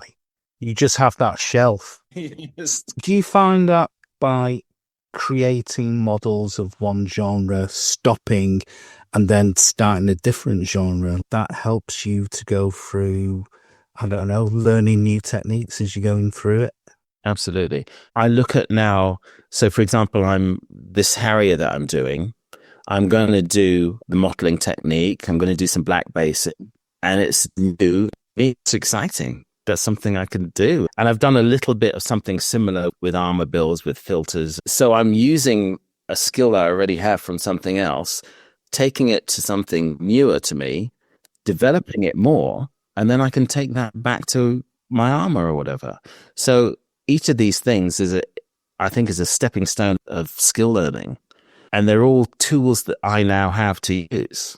The more tools that you have in terms of skills, the more ability you now possess. I guess it's almost like trying to reach nirvana in modelling, isn't it? So that you become, well, once you've hit the master and you become, your second black belt in it. Yeah. It's almost like saying, right, I can do that. I don't need to do it now. I can try something else. Yeah. And as you move forward, obviously I'm still a yellow belt back in the day, but it's something which I find as a modeler where I like to try something different with a different technique, or even go down LEs, or use something which gives you the impression of movement. That's my thing at the minute, is trying to get something static which looks as though it's moving. You seem to be able to tell stories in your dioramas, though, Martin. That's the key thing. That's the first thing I noticed. I reckon I could see on a table 10 different dioramas by 10 different people, and I can spot yours straight away. You get that sense of story straight away. And to me, that's the whole crux of dioramas. That's to me what dioramas are about, is I want to tell a story. I don't want to have a tank there with two Germans pointing and holding a map. I want to have, why are they there? What else is going on in the background? Who else is there? What stage of the war is this? To me, it just feels odd not to do. I find it really hard to do like a standalone piece of armor. I have to at least put some figures in there. And then I think, there should be some kind of story. So then there's something else in there. There's a building in there, and then it just grows. In terms of your dioramas, Martin, do you plan a diorama, or do you build around the finished tank or armor or wherever and place it into a diorama? Going back to the whole organizational thing, once I've had an idea for a diorama, and that idea can come from one of many places. It might be just scrolling through the internet and I see some figures and think they'd be cool in a diorama. What can I do around them? Or a piece of armor, or I've read something about a particular battle. So whatever it is, that's the basis of my plan. And then I will draw out a rough layout before I even start. And what I like to do, because the way my workflow is just, I need all the components that are necessary for it there. I don't want to start a diorama or a build until I've got everything, because I don't want to stop and have to wait for mail to arrive. That drives me nuts. So you build up all your resources first. If I want to stop doing something for a reason, fine. But I don't want something else to stop it for me. The big question to finish off. So if I was to give you a blank check, Martin, and that check can pay for unlimited budget for your models, unlimited time, limited space, what's the ultimate dream project that you're going to do with that? There was one project that I started doing way back, way before I should have even thought of anything like that, was, I don't know if you know the Resident Evil series of movies. Yeah. I was going to do a scene from that, and that came about because I had come across some figures. The figure of the main female character on her motorbike shooting a zombie, and it kind of drew from there. And I had this thing planned out, mapped out. I had all the components. It was going to be 150 zombies. Blimey. With a special forces team. It was going to be 3 levels. The top level, the vehicles were done, where they were driving in and going with the story. There'd been an outbreak. People were turning into zombies.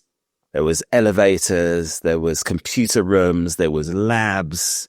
And I had all this sketched out. All the figures were done.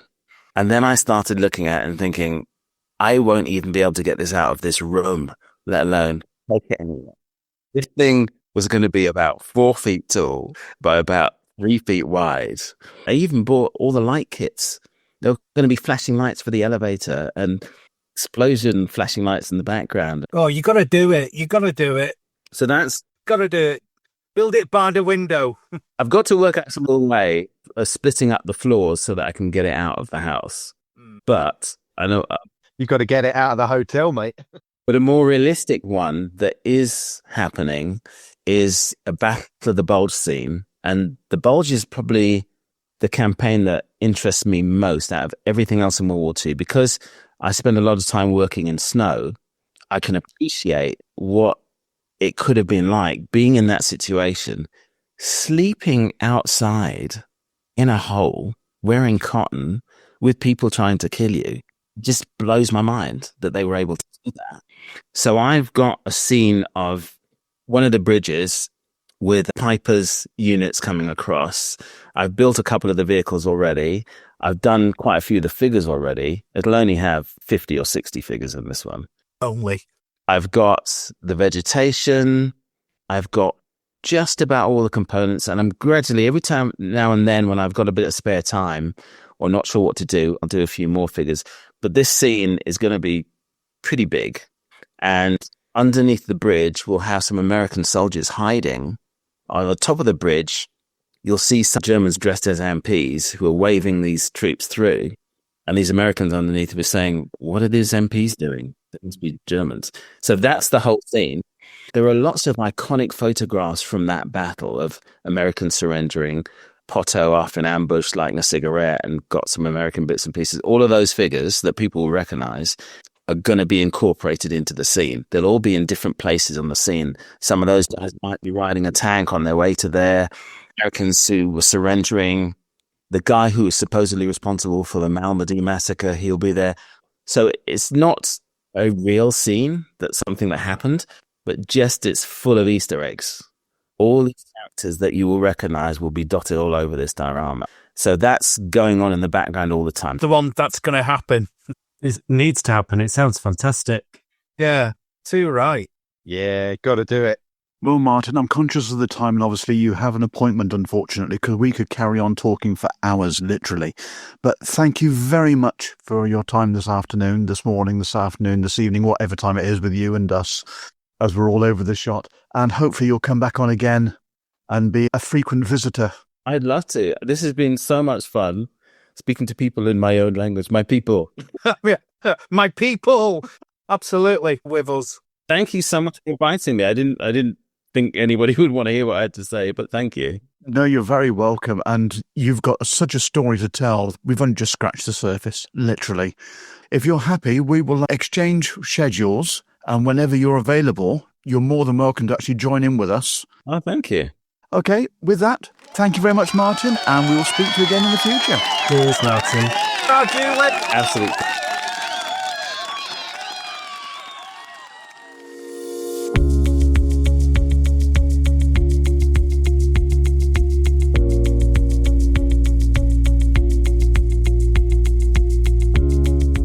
Visit scalemodelpodcast.com, your hub for the best scale modelling pods, because finding great content shouldn't take longer than hunting for lost photo etch.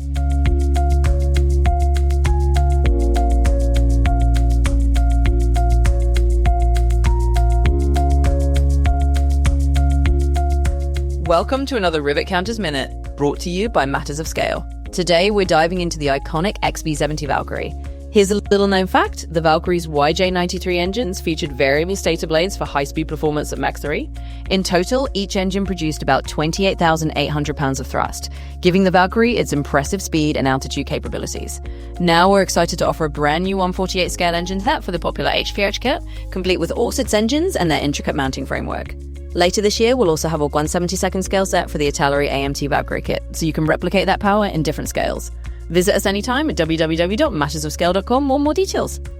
We're excited to announce our new partnership with Inside the Armour, better known as ITA3, an established UK brand known for their high-quality scale model upgrade parts.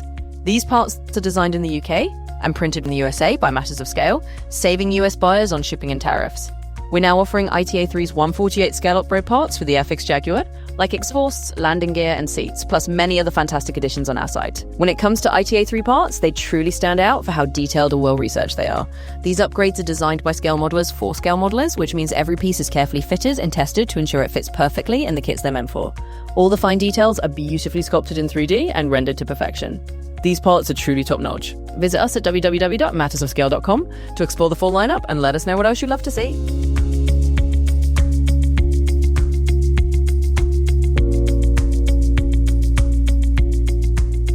Benchmates, our guest today is a man who proves that you can't keep a good Spitfire down, or a good modeller.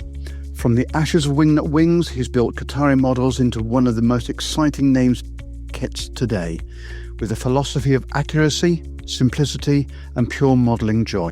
He's given us Spitfires that are as close as you'll get to the real thing without a Merlin engine in your shed. Please welcome the founder and guiding hand of Kōtare models, Mark Robson. Welcome to the pod. Good morning from New Zealand, and thank you for having me. Yes, and I should mention that, in fact, it's Saturday evening in the UK and it's Sunday morning in New Zealand, so we almost need a time machine for this interview. And thank you very much for getting up early for us. It is appreciated. So, Mark, can you tell us how Kōtare Models came to life and what personal vision you had for the company when you founded it? Okay, so we all know the Wingnut Wings story. New Zealanders are very proud of Wingnut Wings and the legacy that they created. Peter Jackson, the owner, Richard Alexander, the manager and driving force, and lots of really talented designers. So it was a big shock to us, I suppose, as a modelling community in New Zealand when it was shut down in 2020, just as COVID hit. And at that time, I owned a model shop, which I don't own anymore. And I had experience as being a shareholder in a company that distributed Hasegawa in New Zealand, the Hasegawa brand. So I had retail knowledge and distributor knowledge. And I thought the other part of that is manufacturer. I approached Richard, who took a really big risk. Actually, he moved from Wellington to live with me here in Auckland so that we could work together. And I sent him a list of 80 subjects in 4 scales that I thought would be good for our first kit set, as we say in New Zealand. And none of them was a 32nd scale Spitfire Mark I. But he'd been trying to persuade Peter Jackson to do a Spitfire for Wingnut. And Richard's dad was very passionate about Spitfires. And when he mentioned to me Battle of Britain Spitfire and that the previous kit set in 32nd scale was the Revell one from about 1967. Yep. I thought, wow, I built that kit when I was a kid. I thought the Battle of Britain and the most recent kit is 50 years old, and it just seemed to fit. So then there was 2 years of design work, and out of that came the Spitfire. Kudos to Richard and Darren, because Richard said there's no point in having a manager if you don't have a designer. So they both decided to come on board with a guy who had a very minimal track record, me. Here we are today. Obviously, you've moved on from the Spit and you've announced the Hurricane, which I'm looking forward to. Oh, yes. Look, from your reaction, obviously that's an aircraft of passion for yourself as well. We'll come into that later. And obviously you've got the 109, which has just dropped. That is on the bench. Oh, cool. Ooh. I hope you enjoy it. It is incredible. I've been doing it today Oh, for the last couple of hours, and it is... Oh, it's so cool. It is just such a cool kit to put together. The main thing, which is, I'm going to hopefully not go on too much of a tangent here, but the main thing which is standing out is the instructions. They're just awesome to have in a model kit like that, intricate and detailed. And yeah, it's brilliant. But anyway, sorry, keep on going. that's okay. That's all right. As you can see that Luke is quite a bit younger than the rest of us by a considerable margin. And he's got more hair. Yeah. Yeah. He's got more hair than the rest of us put together. Yeah, the mullet is doing great over here. Oh dear. That's wrong on so many levels. Many of the Kōtare team were involved with Wingnut Wings, as you said. What lessons, good and bad, did you carry forward from the experience into the new company? That's quite a tricky question because I'm not a multimillionaire. And so one of the things we had to carry forward was trying to figure out which were commercial subjects, because until we're a little bit more mature as a company, I can't really take any big risks. So I spent a lot of time quizzing Richard, who is extremely discreet and very, very closed mouth about the Wingnut Wings experience, which is only right and proper.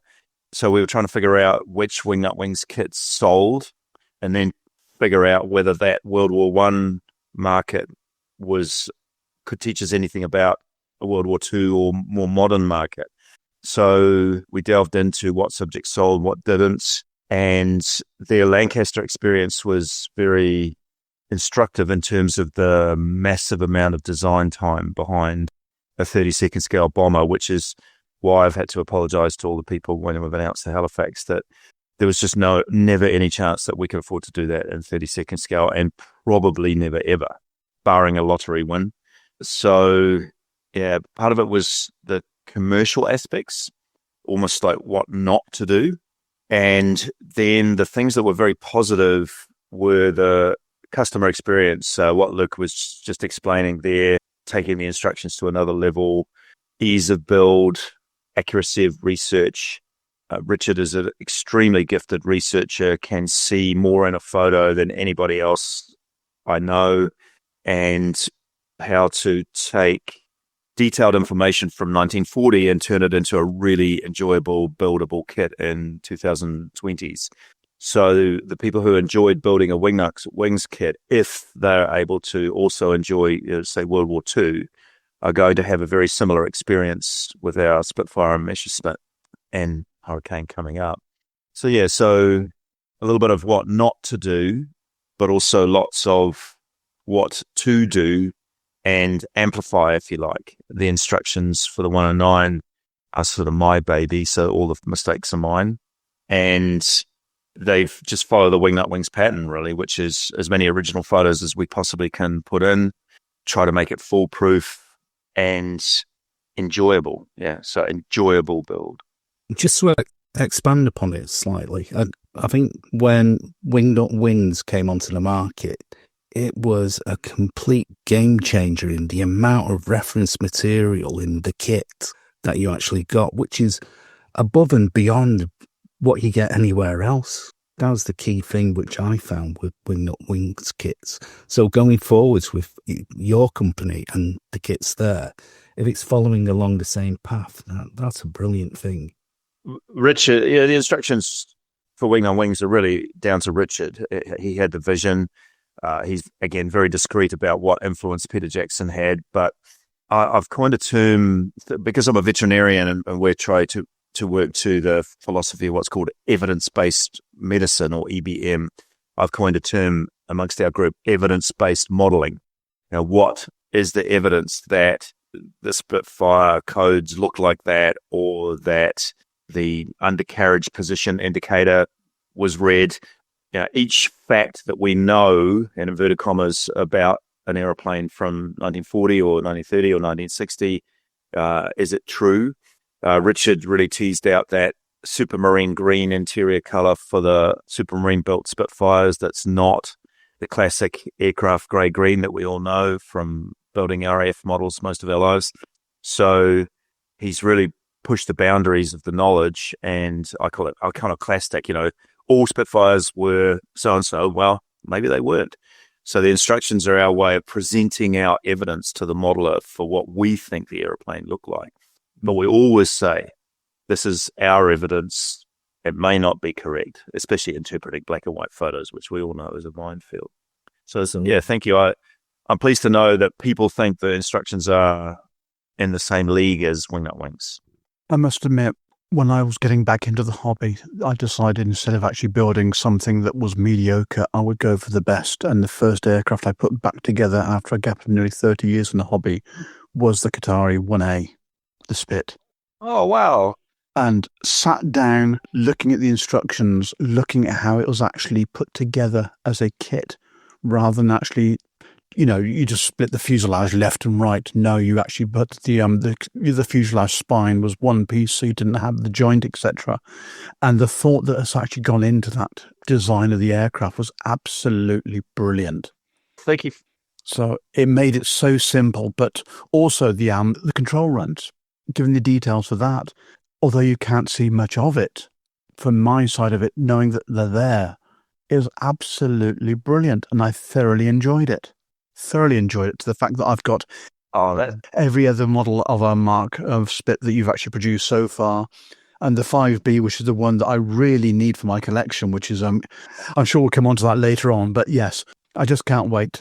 All of the Spits are definitely going to be in my wheelhouse to actually go forward with. But you saying about the cockpit green, the supermarine green, that was a complete eye-opener for me from my past. One of the airfields that I worked at was a place called Popham, which was owned by the property millionaire Charles Church, And he had a facility where he actually had, at Micheldever, 7 Spitfires that were under restoration to flying, along with a walrus under the guise of Dick Melton, who was the person for Spitfires. A lot of the 2 seats that are flying today all have the influence that he actually put into that build.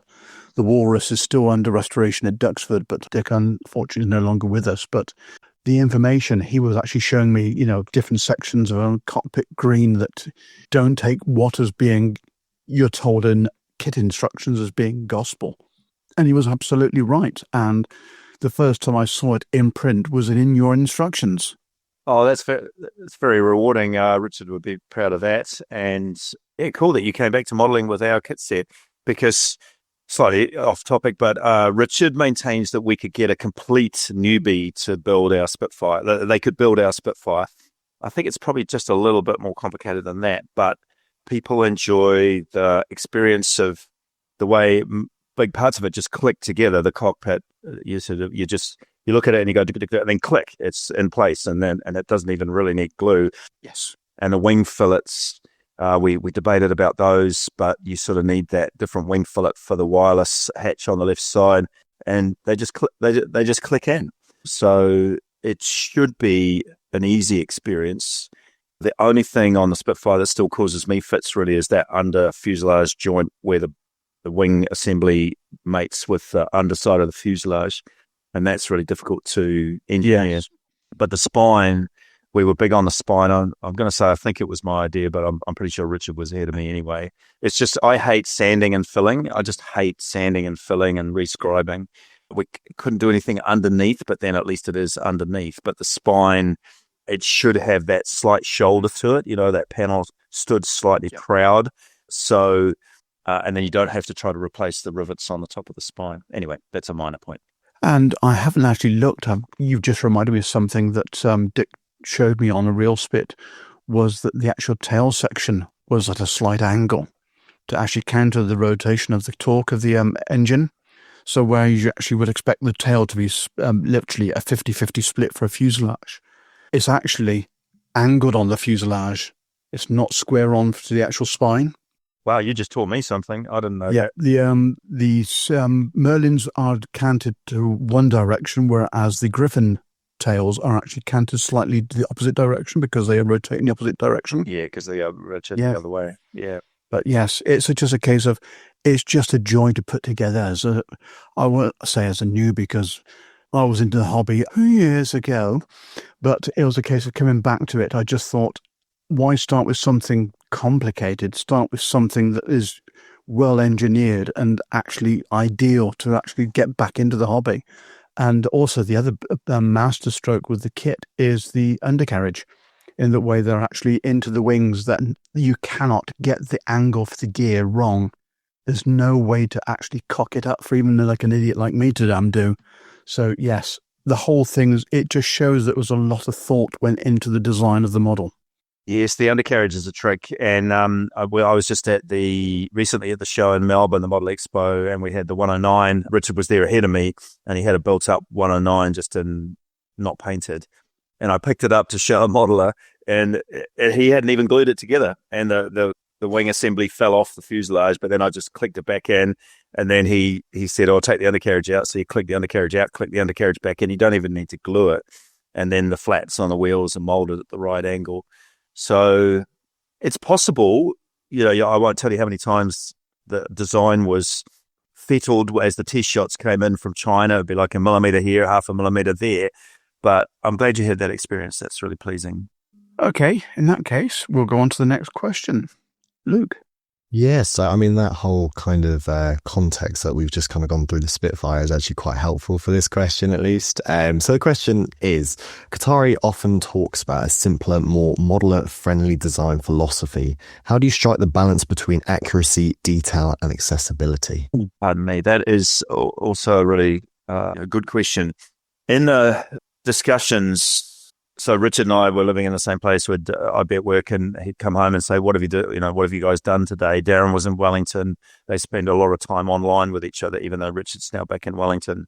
So it would be, how can we get away with as few parts as possible which is partly a cost thing because every part, adds costs to the mold.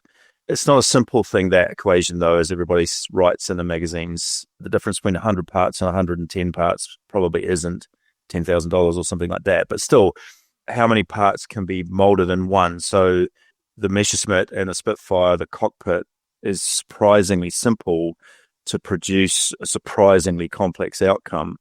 And so Richard's got an amazing 3D mind. Darren just thinks in 3D all the time anyway, because he's a CAD designer.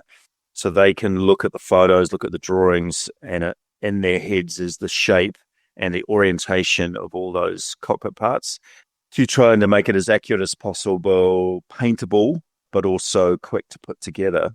And I've had my first experience over the last 18 months with working with a designer on an upcoming subject, which I'm sorry, Paul, I'm not going to tell you about. And the trying to learn from Richard and watch how I would watch him have an online session with Darren, and watching Darren, I say he makes the electrons dance in the CAD. So using SolidWorks, which is a very competent, rather expensive software program, he can just make curves and rivets and angles and play with the shapes. And Richard would go, no, yes, there. And then onto the next part, onto the next part, onto the next part. So I've had a little bit of that same experience. So in that question, though, is the looming dollar sign, because the more time you take, the more it costs. The more subtle the shapes, the more chance that the mold is going to be subtly wrong and need to be adjusted. And it's the bank manager sitting in the back of the room going, come on, you guys need to get this out on the market. So along with those accuracy, ease of build, enjoyable experience is what is the deadline for getting this kit shipping. I bet you every modeler in this group and in this world has had that experience of, you've got a deadline for a show or a submission of an article or something, and you'd want another 12 hours on the model. Even as you're putting it on the table, you're going, oh man, I could have done a better job of that weathering or whatever. Nobody who looks at the model would have any clue that you could do 12 more hours or whatever. It wouldn't affect the outcome in the eyes of the people. But it's just like that designing a kit. Richard wanted another 6 months on the Spitfire to make it even more perfect, even more Tamiya-like. And we were just like, no, we've got to put it out as is. And thankfully, it's been a good outcome. But that's happening with every kit we do. It's like, oh, can we do that again? And we were making changes on the Messerschmitt a week before they started producing their parts. So it's always about trying to get as close to perfect as possible, understanding that you're never going to actually get there. Does that answer that question? Yeah, no, it definitely does. I mean, everything you've said there, as I've literally just been making the K4, it all makes sense. I've just finished off 2 of these little 70-second MiG-21s, and I think they've somehow got more parts than the K4. And it's like you can fit a MiG on each side of the wing, which is great. But for me and how I like to model it, and I'm almost convinced most modelers in the world, they'd prefer to have a model of that sort of scale, which is only made up of 4 sprues, and it is quite easy and just goes together. And it's good that you mentioned about the whole painting side of things as well. That feels really thought out in the model. I mean, the cockpit today, it's like done, and it's like I've spent 3 hours on it. How is it already done? And another thing whilst we're on it is that the decals as well for the instrument panel, having each of the individual gauges put out, it was so great, especially as you now have all of the Quinta Studios sort of stuff on the market. If you have the decals, which are so well printed already in the kit, it almost puts them out of the way, because I've got those decals on now, I put the gloss varnish on them, and it looks 10 times better than a Quinta set, so it's just, it all makes sense, and it's all very, very satisfying. That is, the main thing. Oh, that's lovely to hear. Yeah, the individual decals were a debate that we had. It's, even with the brilliance of Cartograph as a printer, it's just impossible to have a whole instrument board and get rid of all the clear film in between. So somebody was posting on Facebook yesterday that I must be crazy, I just put 39 individual decals on the 109. But as you found, it doesn't take that long, just a systematic movement. And the printing is incredible because Cartograph can do that. The dials should look as close as printing can get to the original instruments. We've had a little bit of comment about the bezel colors, and we're not 100% sure that we've got it right, but a lot of people seem to like it because there just aren't many color photos of K4 cockpits lying around in the world. So that's nice to hear that you're having a good experience. Scott Samo, the Model Geek, said the same thing. He was like, 3 hours in the cockpit was together. What's the story? So I have this philosophy, which I've said several times, of decaling is my favorite part of the model, decaling and finishing it. I'm a really slow finisher. So everything that gets in the way of getting to decaling is an irritation to me. An engine, too many parts, or too many seams to fill. So it's like, how can we get this model together, painted and decaled as quickly as possible and get on to the next one?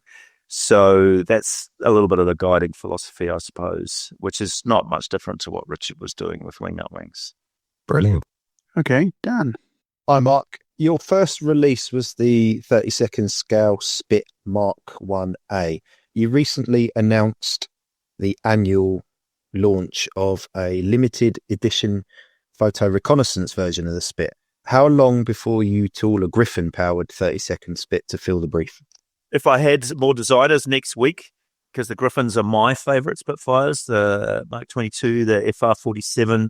So when Richard and I were debating the first subject, I once would realised it wasn't going to be a 72nd scale VC10. It was which Spitfire. And I was pushing for a Mark 14 because you feel, as a model shop owner, wartime subjects sell better than peacetime subjects. So a Mark 14 is almost certainly going to do better than a Mark 22. So he pointed out very cogently, as I said before, that the Battle of Britain Spitfire was the obvious choice. So we had a risk for a while there that we're going to be seen as a one-trick pony. So Spitfire, Spitfire, Spitfire, Spitfire. And that was behind the decision to go with the Messerschmitt and some of the other things that we're working on. But Richard and I have an orderly progression of Spitfires in mind. I'm not saying it's going to be as they were produced in real life. We might jump further into the line and then come back into the middle or something like that. But before I die, we're going to do Griffin Spitfires in 32nd scale and 48 scale and maybe 72nd scale. So my comment about the PR Spitfires, a few people have picked up on, what, you're going to do all the PR Spitfires? That means you're doing Griffin Spitfires. Well, yes, but I'm not sure when. And the PR Spitfires, there is a rationale for doing it in the historical sequence, PRA, PRB, PRC, etc. So you can see where a Griffin Spitfire is going to come into that line, which is probably 10 years away. But I suspect it'll be quicker than that. And I know it's heresy. Well, in the eyes of some people, it's heresy to say I prefer a Griffin Spitfire over a Mark 1 or a Mark 5 or a Mark 9. It's just, it looks balanced to my eye. The big nose, the big tail, sleek. So I built the Matchbox 32nd scale Mark 22 when I was about 13. And while it was a mission, I was still extraordinarily proud of that airplane and the way it sat on the bench and hung from my ceiling. So I want to get back to that era of Spitfires. So the Mark 14, though, is the wartime feared, according to the Luftwaffe, Spitfire development. And whether it's high back or bubble top, it just looks the business. And so, yeah, Griffin Spitfire's coming up, but not in the next 24 months. I can tell you that. No, but it is something that you'd certainly consider doing. Oh, absolutely. Do I sound enthusiastic about Griffin Spitfires? Not so. Just a little bit. Yeah. I love them. I think they're great. The thing that Take my money now. the thing that I picked up was the Seafire reference as well. Well, about the FX Seafire FR47, I love that airplane. In 1996, I got to do a driving tour of the States, and my friend Lee Cole from Baton Rouge insisted that I go to a place called Breckenridge, Texas, which is in the middle of nowhere, because that's where a refurbishment facility had the last remaining FR47. And Lee, and also because he's mates with Roy Sutherland, so you've got to go and measure the flaps because the flaps were bigger, and you've got to get detailed photos. We get there, me and my long-suffering ex-wife, and the guy, I forgot his name, lovely man, but he said, look, the Seafire is in those containers over there in bits, covered in other bits, I'm not going to be able to just get bits out for you. But here's a Bearcat. Climb all over the Bearcat. So I've got 200 old print photos of a Bearcat. And, of course, that aircraft was restored to fly, and I would love to see that aircraft fly. It hasn't flown very much, but you could argue they took the Spitfire too far, and we all know the FR-47 was really not really suited for carrier warfare in Korea in the middle of winter, but what a machine. And, yeah, so we'll be doing Seafires. That's probably the first time I've said that, but it should be, I think, fairly obvious. If we're going to go through Spitfires, you're going to have to do Seafires too. So maybe the first Griffin Spitfire will actually be a Seafire. We'll see. There's a shout. Hot off the press. Don't get your hopes up. There's nothing. Yeah. Well, you can't dangle it like that in front of us. Yeah, why not? And then, of course, you've got the Spiteful, and you've got the Sea Fang, and then obviously the Attacker. So lovely progression. Hey, come on. Yeah. Oh, we'll just whistle one up this week, shall we? I was thinking about the Spiteful and the Sea Fang yesterday. They're not my favourite shapes, but and 32nd scale. Oh, I'd have to have some money in the bank to do those. But I love 50s aircraft, so the jets are coming. Again, there's nothing being designed right now, I assure you. But Attacker, Seahawk, Sea Vixen, Scimitar, they're some of my favourite airplanes. So yeah, duly noted. And a little trick, if you ever need to take a Seahawk to pieces to move it by road, you've got to have the wings folded. All right. The actual design is basically the wings dropped in, and the only way you can get the wings off is to have them folded. So if you've got one that was a gate guard, going back into my dim and distant past again, we tried to move one by road, and we had to get the hydraulics working to get the wings folded so we could actually lift them off to move it. Wow. But then again, when they were built at Coventry, but they flew from Pit as well, because at that time Coventry didn't have a hard runway. So it was literally a vertical drop in for the wing. There's a useful piece of information for somebody. I love that shape, the Seahawk. I've recently finished the Hobby Boss one and the overall Reds aerobatic scheme. I just think it's such a pretty aeroplane. So we'll be doing Seahawks in one form or another at some point. And there's another exclusive. Okay, then moving on. Kōtare are praised for historical accuracy, and you've already touched on this partly already, but can you walk us through your research process, how you source references, validate them, and translate them into CAD?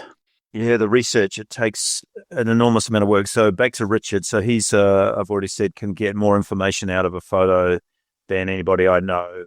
He's built our archive, digital archive, and he's phenomenal. So every photo is cross-referenced 4 or 5 different ways, like by serial number, squadron number, date. He can search all the highest resolution photos, or all the color photos, all the 19 squadron photos. They all just pop up as you search, multiple layers, and then in each aircraft there'll be undercarriage, propeller, cockpit, etc. And then in the cockpit there'll be instrument panel. Then in the instrument panel section there'll be, altimeter or whatever.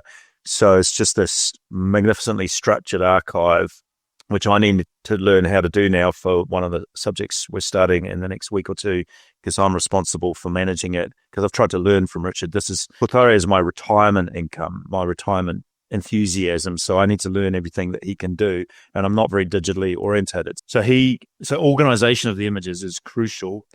Finding the images, he definitely keeps his secrets. He finds photos and he won't tell me where they came from. With Wingnut Wings, he developed a worldwide network of people who, supply original photos and information.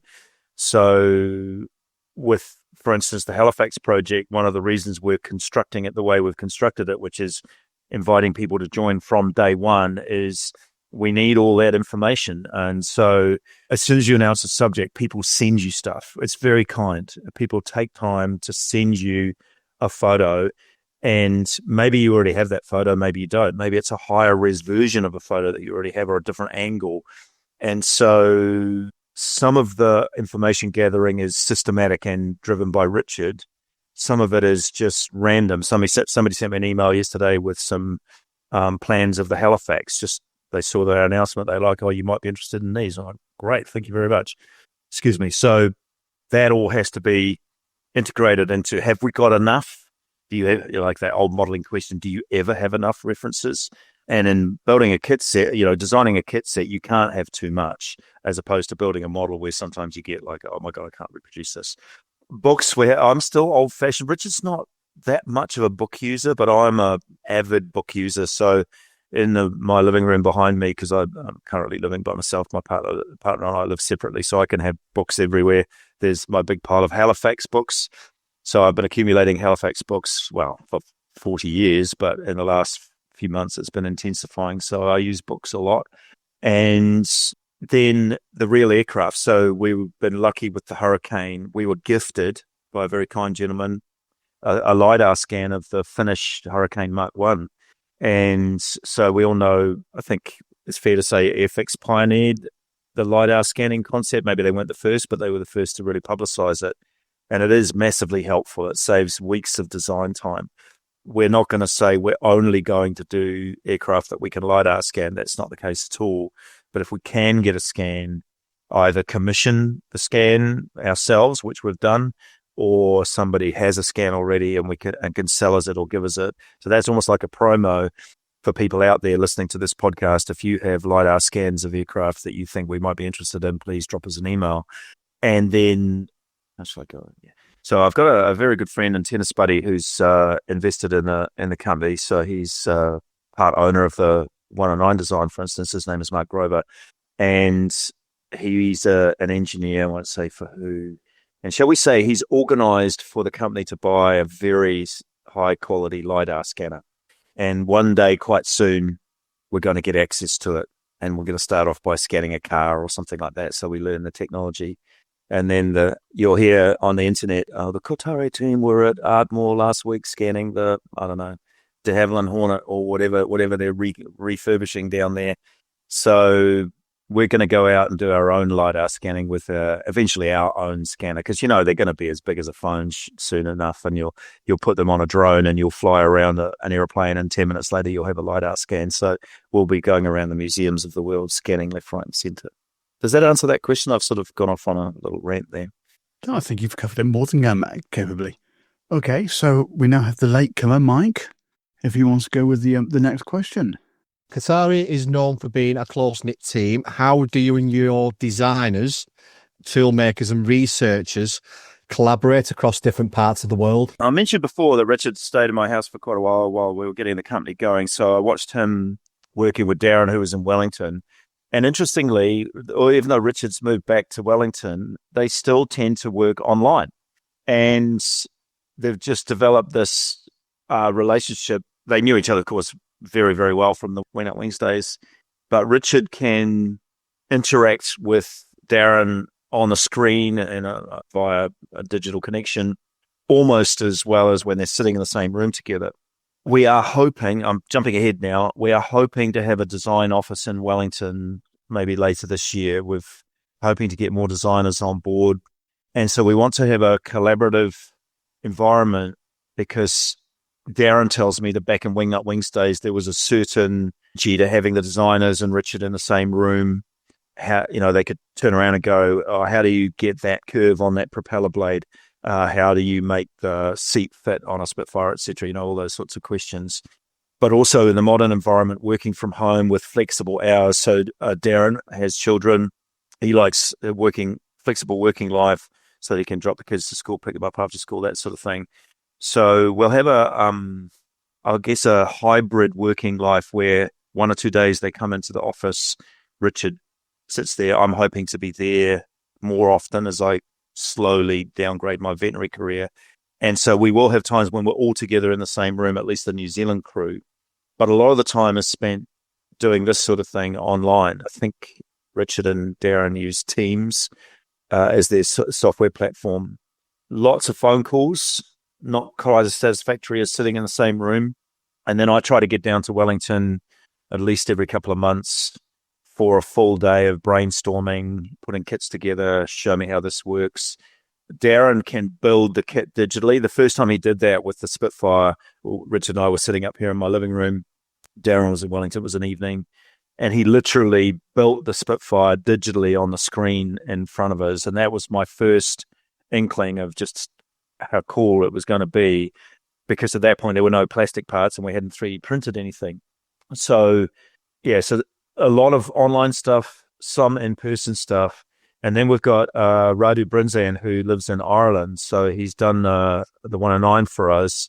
And that's, of course, all digital because you can't just hop over to Ireland for a few hours for a meeting. And that's introduced some issues, especially because the K4 was so poorly documented. So it was like you got this grainy photo from 1945, making sure you both have the same photo that you're looking at. And Richard managed that project largely in the design phase. So it'd be like photo number 27 in the archive. Have a look at that. Does it look like that? So the project I've been doing with Radu, because of my working life, it would be 8:30 at night my time. So it's morning time for Radu. And we'd spend 2 to 3 hours online just going through the design, getting quite late for me, but I'm a late person, so that works okay. And Radu's an extremely passionate person. So first you've got to get through talking about the Russia-Ukraine war and stuff like that, and then you get onto the model airplane. That's sort of the way it works at the moment. I don't think it's easy when you're in different parts of the world. And I think we'll do better in the Wellington crew when we've got an office space to all get together around a table and go, this hurricane test shot, what's good, what needs fixing, and do it all together. I think that will be easier. But that's the way it is done at the moment. When somebody opens a Kōtare box, what do you want their immediate reaction to be, Mark? Wow. Firstly, we're having this is a frustrating topic. Firstly, we want all the parts, the box to arrive in good condition. So shipping kits around the world. I got some new shipping boxes done last year with our logo on it and went for the thickest grade of cardboard that seems, affordable and practical, but still the postal services of the world can, I think you could make a shipping box out of titanium and they would still find a way to crush it. So firstly, the kit's in good condition, the instructions are in good condition, etc. And then people to look at the parts. Yeah, I've developed a little bit of a philosophy for the team. I call it WWTD, which is what would Tamiya do? So I want people to have an experience opening our box top that the same thing I get when I open, say, the Tamiya F-14 Tomcat, which is, wow, look at the beauty of those parts, the finesse of the detail, the nice feel of the instruction booklet, the clear parts, the transparencies being crisp and really, really clear, and the feeling of wanting to get started on it. Okay, this is jumping to the top of the build queue, or I'm not going down the pub tonight. I'm going to sit at home and start building this airplane. So hopefully all over the world, people are opening their 109s, having some of those feelings and carrying that into actually finishing the model. So I guess the initial feeling of wow, and then I want to get onto this, and then I want to finish this. That sort of sequence of feelings with one of our kits. As a manufacturer, it doesn't make any difference whether people finish our models or not, but it's incredibly satisfying to see all the models online and go to shows and see one of your models built up. So we do, I said I want the Spitfire to have the highest completion percentage of any 32nd scale kit set ever released, as if we could possibly know, how many of our Spitfires. Yeah, send your photos in. Yeah, what's your hit rate compared to the 32nd scale from another company? So yeah, that feeling of wow, then enthusiasm that continues through the build to getting it on the shelf, really, that sort of feeling. That's a great answer.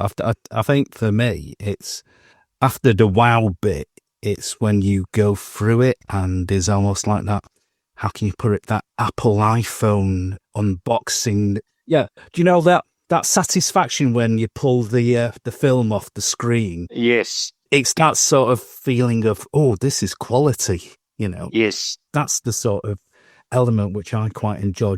And that's just looking at the parts. I think we can do better. One of the things that's been on my mind is if you look at some of the kits from manufacturers in Asia, the box is compartmentalized with the clear parts in their own little cardboard segment. We're never very unlikely to have photo etch and stuff like that, but if we did, it would be securely packaged. So at the moment, I think we could still do better with compartmentalizing our boxings inside, and with the 109, because I made the instructions so long, the instruction booklet is really heavy, and it's caused a bit of a problem with rubbing against sprue attachment points. And so maybe having a box with a false floor or something like that, where the decals and instructions will be separated from the parts. So it's an evolving thing all the time. We just had a dialogue with somebody on Facebook yesterday who's recommended looking at a manufacturer from China, I think it was, that has a really tough box that the kit is in, not the shipping box, but the actual kit box. And I'm going to try and buy one of those kits and have a look at how they do it, because you never reach perfection. You've got to evolve and improve all the time. Absolutely. So with your boxes, do you source them locally, or do you have a manufacturer who specifically makes it just for the company? So the boxing so far, all of them have been completely put together in China. We've got 2 different molding companies that we work with at the moment. And so mold maker commissions the production of the kit boxes, the instructions, the printing of the instructions. Decals are done in cartograph and then shipped to China. By the way, thousands of decals are really heavy. Like they go on pallets, and they're hundreds of kilos shipments that go from Italy to China. So that's a major logistical exercise. So, however, upcoming with the PRA, we're probably going to get the kit boxes done locally, because we want that to be, I don't want to denigrate the normal kits because I think they're beautiful, but those collectible special edition kits have got to be special in my mind. The box has got to feel different to the standard edition kits. It's a difficult marketing thing, because you don't want to have people go, oh, I'm getting an ordinary Kōtare kit. So, but they're going to be a slightly different box look and feel, maybe a thicker grade of cardboard, etc., maybe a smooth, glossy finish rather than our satin finish. We haven't quite finalized that idea yet. So I'd like to do more locally because I'm a proud Kiwi and I'd like to support local industry. But there's also an economic imperative there as well. Can we match the Chinese manufacturing prices? By the way, with the molds, I approached half a dozen molding companies in New Zealand back in 2020 to see if anybody could make aeroplane kit set molds in New Zealand, and they all looked at it and went, no, we can't do this. So one day I hope to have our own mold making company in New Zealand, but realistically it's probably not going to happen. So yeah, at the moment the packaging is done in China and we get them in cartons of 12. And then for our pre-orders, like with the meshes at my house, again, lucky I live by myself and it's a big house. So we had, shall we say, 1,000+ kit sets with a little production line of my mates and my family taking lids off, checking the instructions, putting a set of exhausts in, putting it in a shipping box. The shipping boxes are made in New Zealand, they're individual shipping boxes. And we got the Kōtare logo put on them because I think it's nice if somebody comes home from work and on their front step is a shipping box that it's got the Kōtare logo and they know it's a Kōtare kit set in there. I think that's a nice thing. Brilliant. So I think this is quite an interesting question for yourself, just because you have mentioned not a Tamiya influence, but obviously Tamiya is something that has played on your mind at least. So the question is, the modelling market is competitive with big names like Tamiya and Edward.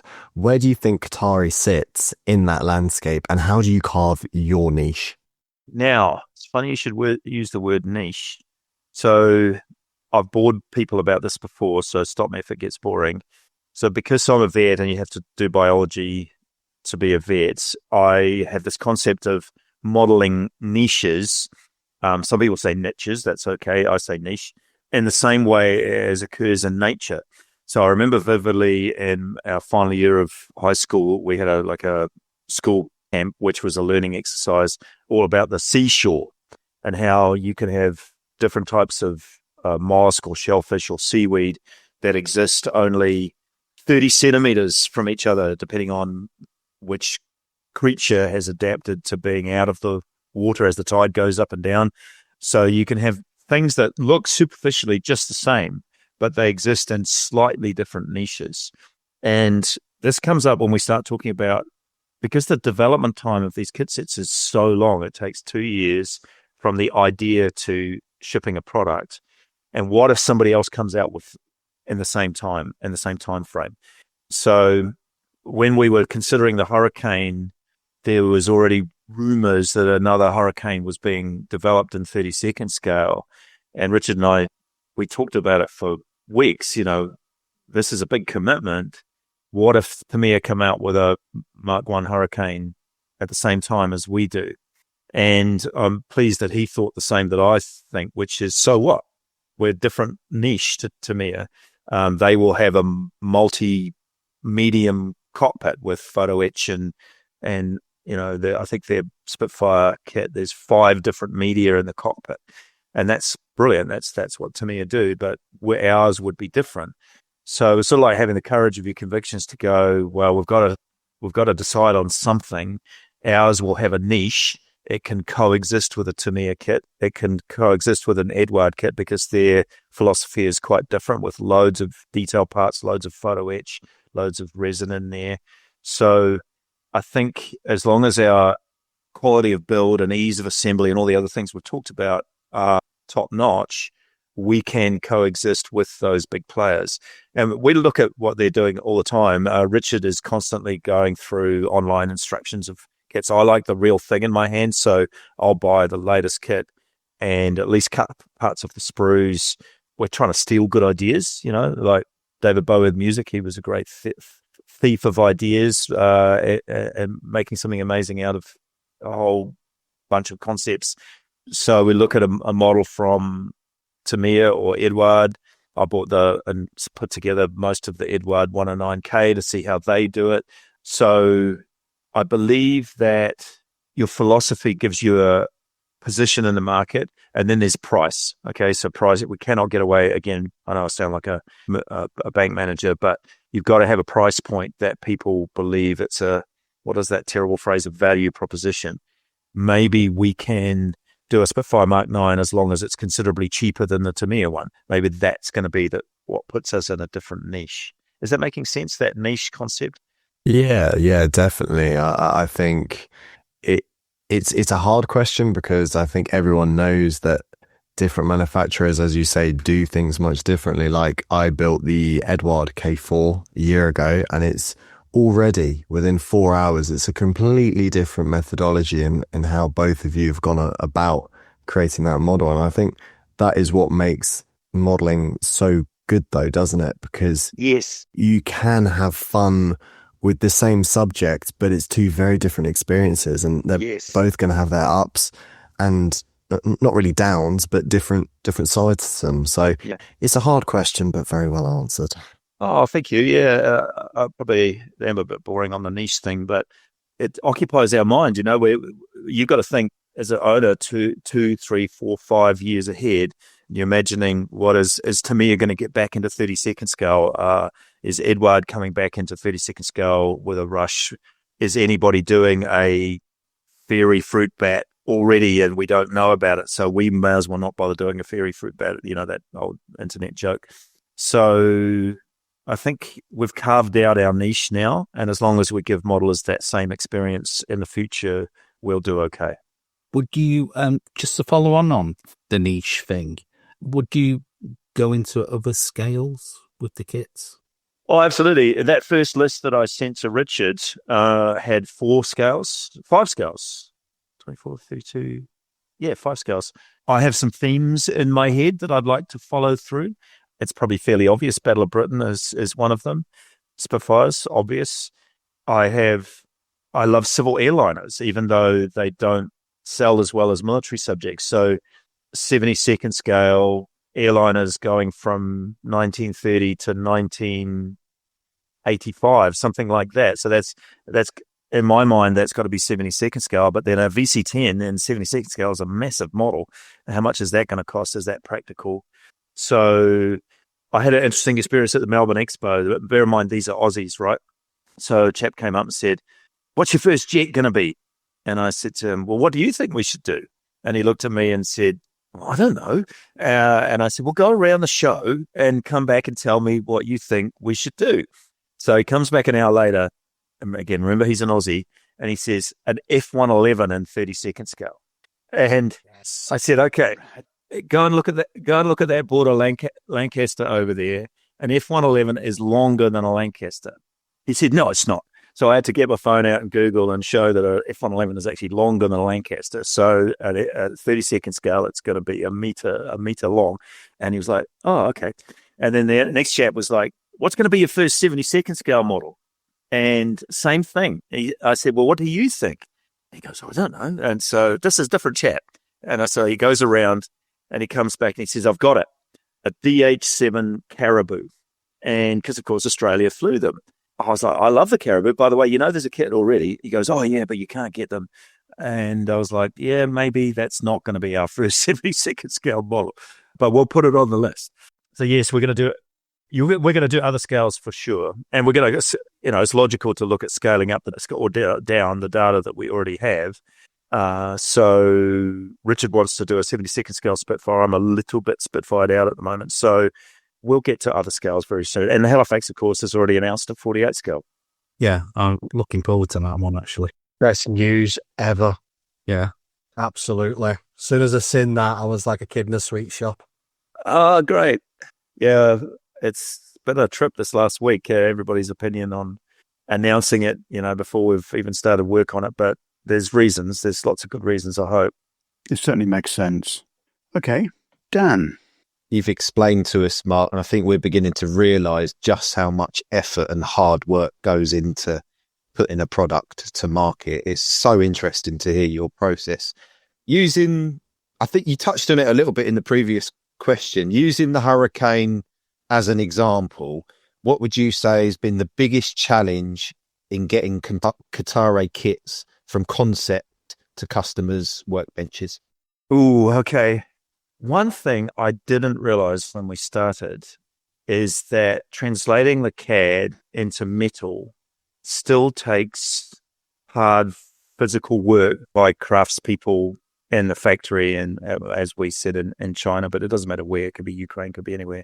So I sort of had this vision that you just press a button and a machine would mill the metal and create a mold, but it's nowhere near that simple.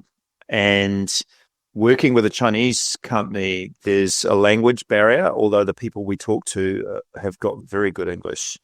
But when they go to their craftspeople on the shop floor, the engineering shop floor, and say, Richard wants these rivets to be slightly less prominent or slightly more prominent, or this panel under the 109 wing sits slightly proud, but not that proud, like the first test shot. So you've got this, how do you translate your vision of the aeroplane into CAD in the first instance? And then how do you translate the CAD into metal? And the test shot process is infuriating. And I know this is true for all the companies. I'm not talking about our partners in China specifically. The test shots come and then you go, well, that's not right. Why did they do it like that? And then even that one thing is another month before the next test shot comes. So the first test shot report on the first Spitfire, I think, had 256 items. And Richard and Darren do this. One day I'm going to hope we can actually publish one of their test shot reports, maybe, a historical one like that first Spitfire one. It is a massive piece of work in its own right. Images of the kit part, images of the CAD, red lines going, it should look like this, 1 millimeter here, 0.5 millimeter there, emphasize this, de-emphasize that. And so that goes to China, then the next test shot comes, and then the next test shot report is down to 73 items. And infuriatingly, sometimes they haven't addressed some of the issues in the first test shot report. And you're going, well, why didn't you fix that? But we know they're working to a budget as well. And they're like, oh, Kōtare want this by the 20th. Let's get it out and we'll fix them in the next round. So then you got test shot number 3, test shot number 4, test shot number 5, and you're getting closer and closer to perfection. But each round takes a month or more. Then 5 days shipping from China, 3 or 4 days for the guys to build it, write the test shot report. So it's infuriatingly slow from a business owner point of view and an enthusiast point of view, because you want these kits out there on the market, people building them. So that process of turning electrons into metal is quite frustrating, and I'm learning. And then allied to that, again, sorry to mention it, but there's the money. So, you're paying these very talented people salary, and meanwhile, we're trying to fix 27 things on the mold before we can actually sell any of them. And each round of test shots, mostly it's covered in the mold cost, right? But if you find something, so on the meshes, we found something just, like I said before, a week before we were due to go into production. And luckily it was a minor change, but it's still, the manufacturer was like, why didn't you mention this before? And I was like, sorry, we didn't notice it. So, and quite properly, they charged me X $100 to change that part. Every change that is not the manufacturer's fault, like if they've got it wrong, they have to fix it. But if we've missed something or we find something or we get a new photo, it's more money on the cost. So it's, yeah, those two things I think are a lot linked. The frustration of how long it takes to get the perfect pet, or as close to perfect as you can, and then how much does it cost to do that? Does that answer the question? Yeah, it does. I think from the sounds of it, you're balancing obviously cost, but you're obviously putting your heart and soul into this as well. And all of the big brands that we know that do this right and do it well seem to have the same philosophy. And you are fast becoming one of those names that we all, oh, wow, that's on the tip of our tongue as well. You know, the first time I looked, I'll be honest with you, I haven't actually built a Kōtare kit yet. And the first time I looked in a box, I was like, okay. It was that, wow, this is absolutely stunning. And the first thing that jumped out to me was this is a real premium product and this is going to be an experience. Do you know what I mean? Oh, that's really pleasing to hear. Thank you. It is a heart and soul thing. Richard and Darren, they do hard work. This is, they concentrate all day. For me, though, it's fun. And especially compared to my day job, I'm an internal medicine specialist, and there's a lot of, how can I say it? There's a lot of death. There's a lot of grief with, putting out animals to sleep and things like that. So even finding the 256 things on the test shot is a fun thing because it's making a model, is that coming over right? So it's light relief for me. So I come home, have a quick go gym or play tennis, come home, have a quick dinner, and then I start working on Kōtare, but it doesn't feel like work. And one of the things I'm hoping I can get somebody else to work with me in the practice, because I'm a late night guy. When sometimes at midnight, I'll be flying on the instructions or putting a kit together, and I'm like, I could do this till 6 a.m, but I can't because I have to get up and go to work. But I'd like to have a little bit more flexibility that when like a recording artist that's just got a riff and you want to get it laid down and you go through till 3 o'clock in the morning, you just want to keep working on it. So it is a passion project as well as a business, and I can't wait I'm hoping to get to Telford this year, that we've booked a table, and I'm almost sure I'm coming. And I just can't wait to interact with modelers and see the models on the table and have that experience where they pick up a test shot on the table in front of you and get that, their eyes go, wow, that looks nice. So it is a passion as well. You say you're coming to Telford. As the official podcast for IPMS UK, we will also be there. So hopefully we can catch up and actually have a face-to-face. And absolutely, love to. And the question is, what are you announcing as the next new model at Telford? Or is there an announcement?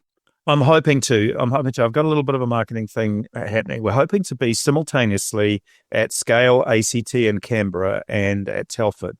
So Darren was going to come, but he's had some family things come up. So it's probably just going to be me and maybe a couple of willing volunteers from the UK. And I haven't been to the IPMS UK National since 1995 when it was at Stoneleigh. And so I'm coming to experience the show. So if anybody's listening to this, I'm going to have a sign on our table. Mark will be here, 2 hours on, 1 hour off or something like that, because I'm going to be out looking at the models. I love that. But yeah, I'll be happy to talk to anybody and we can sit down and have a little chat. And if things go right, we will be announcing something, yes. Mark, how important is feedback from the modelling community to Kōtare, and has it ever influenced a design decision or a future release?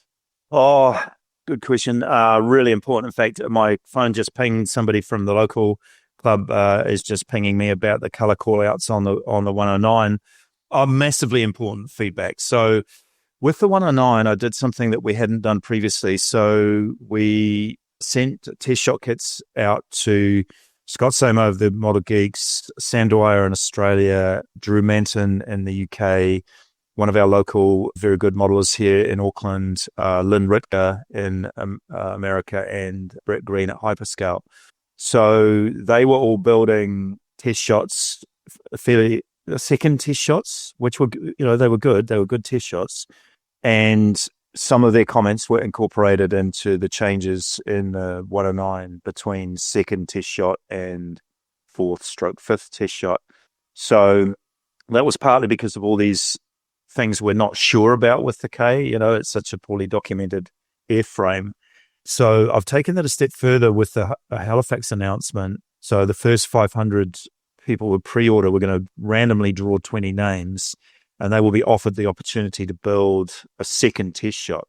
So we're not, some people, there's a funny thing where we've had a little bit of negative feedback. Like, why did you pick Sam Dwyer to build your, it was like, because I was chatting to him online and he sounded interested. It wasn't a great patronage strategy. It was just, he was interested. Scott Samo, same. It's like, I'd love to build a test shot. Okay, here you go. So we're not trying to deny people the joy of being involved, but this Halifax thing will that's the protocol, so to speak. With other things, so for instance, Lynn Ritka, who's a massive name in 109 folklore, he's been hugely helpful. So he looked at the CAD, he's looked at the instructions many times, saved me from making a couple of really stupid mistakes in the instructions. Brett Green sent us a detailed feedback on the instructions, the decals, and the kit itself. Yeah, I think you can get the point. Feedback is massive. And then in terms of subject choice, I already gave you those stories from Australia, but I listen all the time. I look at the modeling websites. We've got, our own Facebook and then the other Facebook pages. So I'm constantly scanning for what do people think of our choice? What do they think of our model? The things that are wrong in the 109 instructions that are coming out, they'll be corrected on the next production run. So, yeah, feedback's really important. So right from day one with the 109, people were talking about a G10. And please be aware that I'm no Messerschmitt expert. So I've had to delve pretty deeply into what is the difference between a K4 and a G10. And then, within the G10 subspecies, so to speak, what are the variations? There's a lot of misunderstandings about how easy it is to change a mold or just suddenly put out a new version. Those who know the late Messerschmitts know that the K cockpit was substantially different from the G. And so I think we've calculated that it's at least 40 parts different to do a G10 from a K4, but we're probably going to do it. Not sure when. The other thing that relates to that is designer time. We need more designers.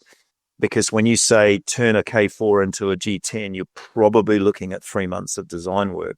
So what is that going to delay over here in order to do that? Or can we find another designer? Can we afford another designer? So I think you can say a G10 is on the horizon, but there's no active work on it right now for anybody who's really interested in that.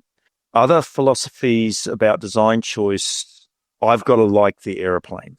I'm 61. I've got only so many years left. I've got heaps of airplanes I want to do. I'm not going to do an airplane just for commercial reasons. I'll name one just to get it out of the way. Somebody was chatting about this in the Halifax threads. I personally don't like the Avro Lincoln. Sorry if you're an Avro Lincoln fan. I just don't think it looks right.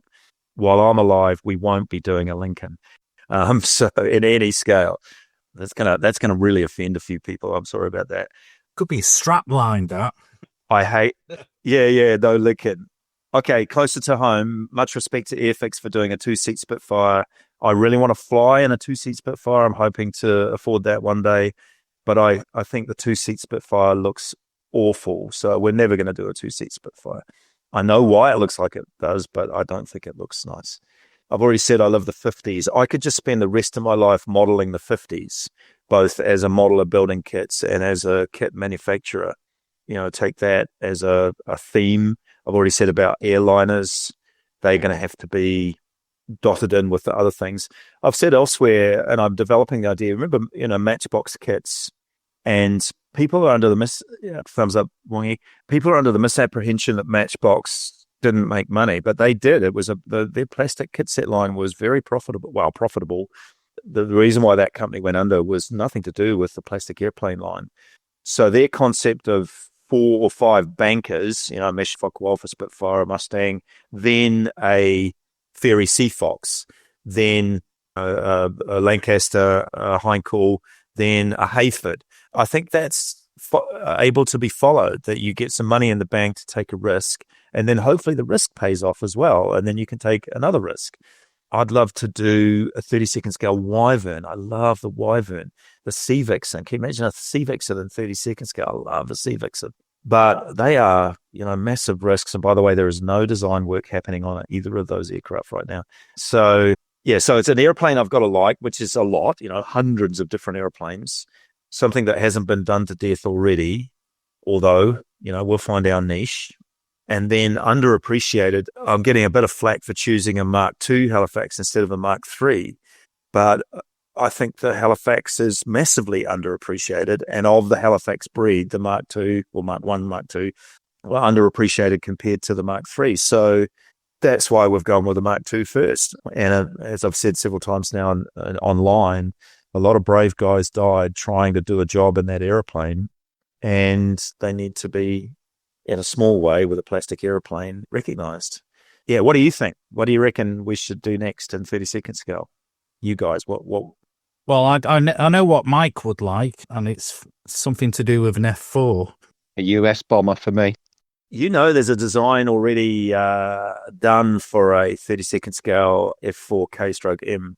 I know the person who did it, but I'm not sure that it's in the manufacturer's books for upcoming release. But of to do one, there is already one design, so we've got to be careful. Got to be careful there. You like the Jaguar, Mark? Seppicat Jaguar or BAC Jaguar or the Jaguar car? Seppicat Jaguar, yeah. BAC, yeah, Jaguar car. Yeah, I love Jaguar cars. So if we had to go to a different genre altogether, I'd be a large scale line of Jaguar car models. I love the Jaguar aircraft, always have. So I'd love to do one in 32nd scale. Again, there is no design work happening on a Jaguar right now, but I haven't got an Airfix one yet, but I can't wait. I'm going to have to wait, but I'm looking forward to it. Yeah, what else? 72nd scale aircraft, what do you reckon? Mike, 72nd scale aircraft. I think something that we have done, which is done, we were talking about airliners, is a Comet. Yes, 72nd Comet. 172nd Comet, you could do a conversion to a Nimrod. You could also do, as it was the same fuselage, you could do a Caravel. I love the Comet. Love the Comet. 72nd scale Comet. Yeah. Yeah, I love the Nimrod. Love the Comet. So I've got a theme in mind. I haven't mentioned this already. The world's most beautiful airplanes. I actually canvassed all our group last year.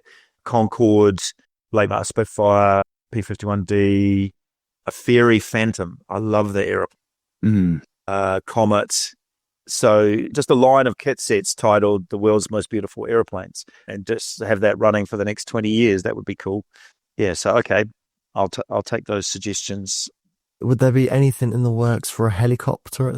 I'm not the world's biggest helicopter fans, but there's some helicopters I really like. The Belvedere, a large-scale Belvedere. But here's the thing. I was thinking about this the other day. How the helicopter market has gone 1/35th scale. No, I don't quite get it. I just, if we do helicopters, they'll be in one of the standard aircraft scales, 32, 48, or 72. Good man. Are they not doing 35th for the whole diorama side of things? Yes. It says that's what it is, Luke. That's what they're kind of rolling with. I mean, I haven't seen anyone I know really do many dioramas with them, but they're doing it nonetheless.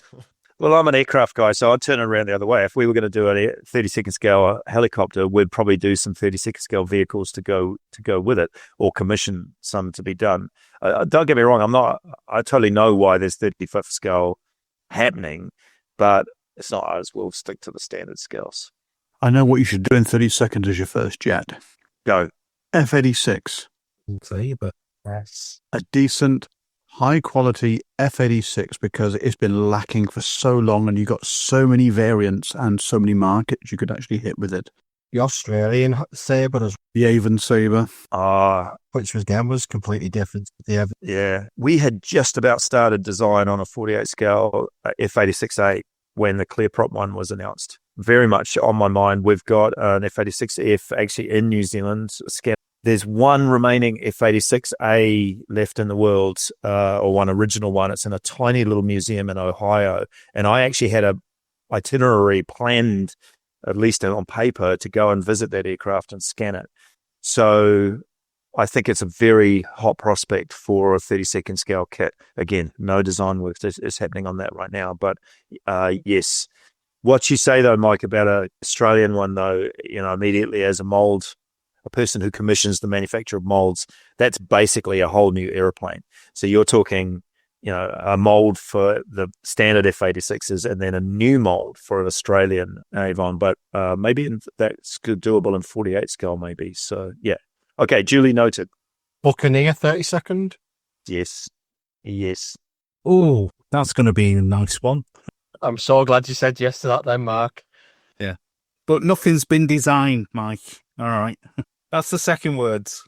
No, I know, but there's whore. That's all I'm clinging on to is the whore. That obviously people have got passion about aircraft, and the subjects I've mentioned that I've got is yes from them. And like the Civics and the Wyvern, absolutely belters of aircraft. Absolutely superb. I have a vivid memory. I worked in England 95, 96, and I was a good friend in Newcastle, so I spent some time up in that coastline.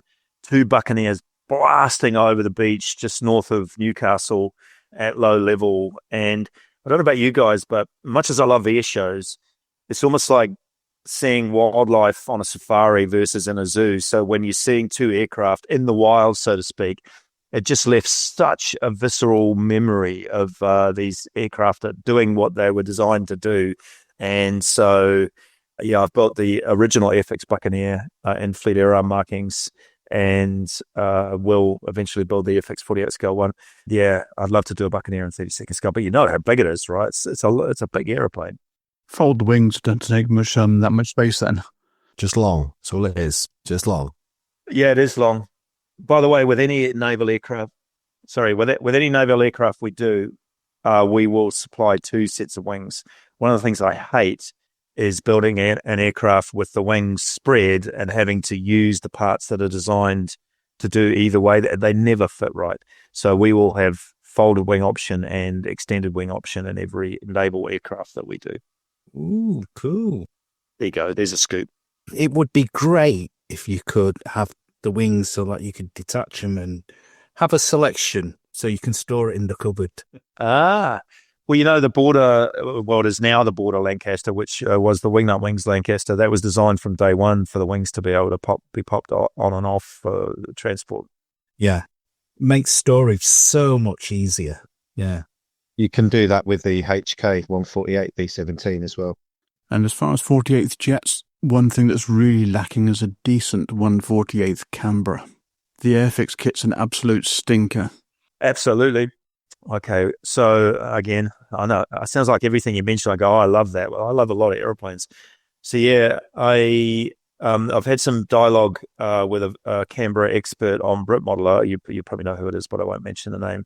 And very much on my mind because we flew Canberras here, of course, and lots of colour schemes for Canberras. So 48th and 72nd.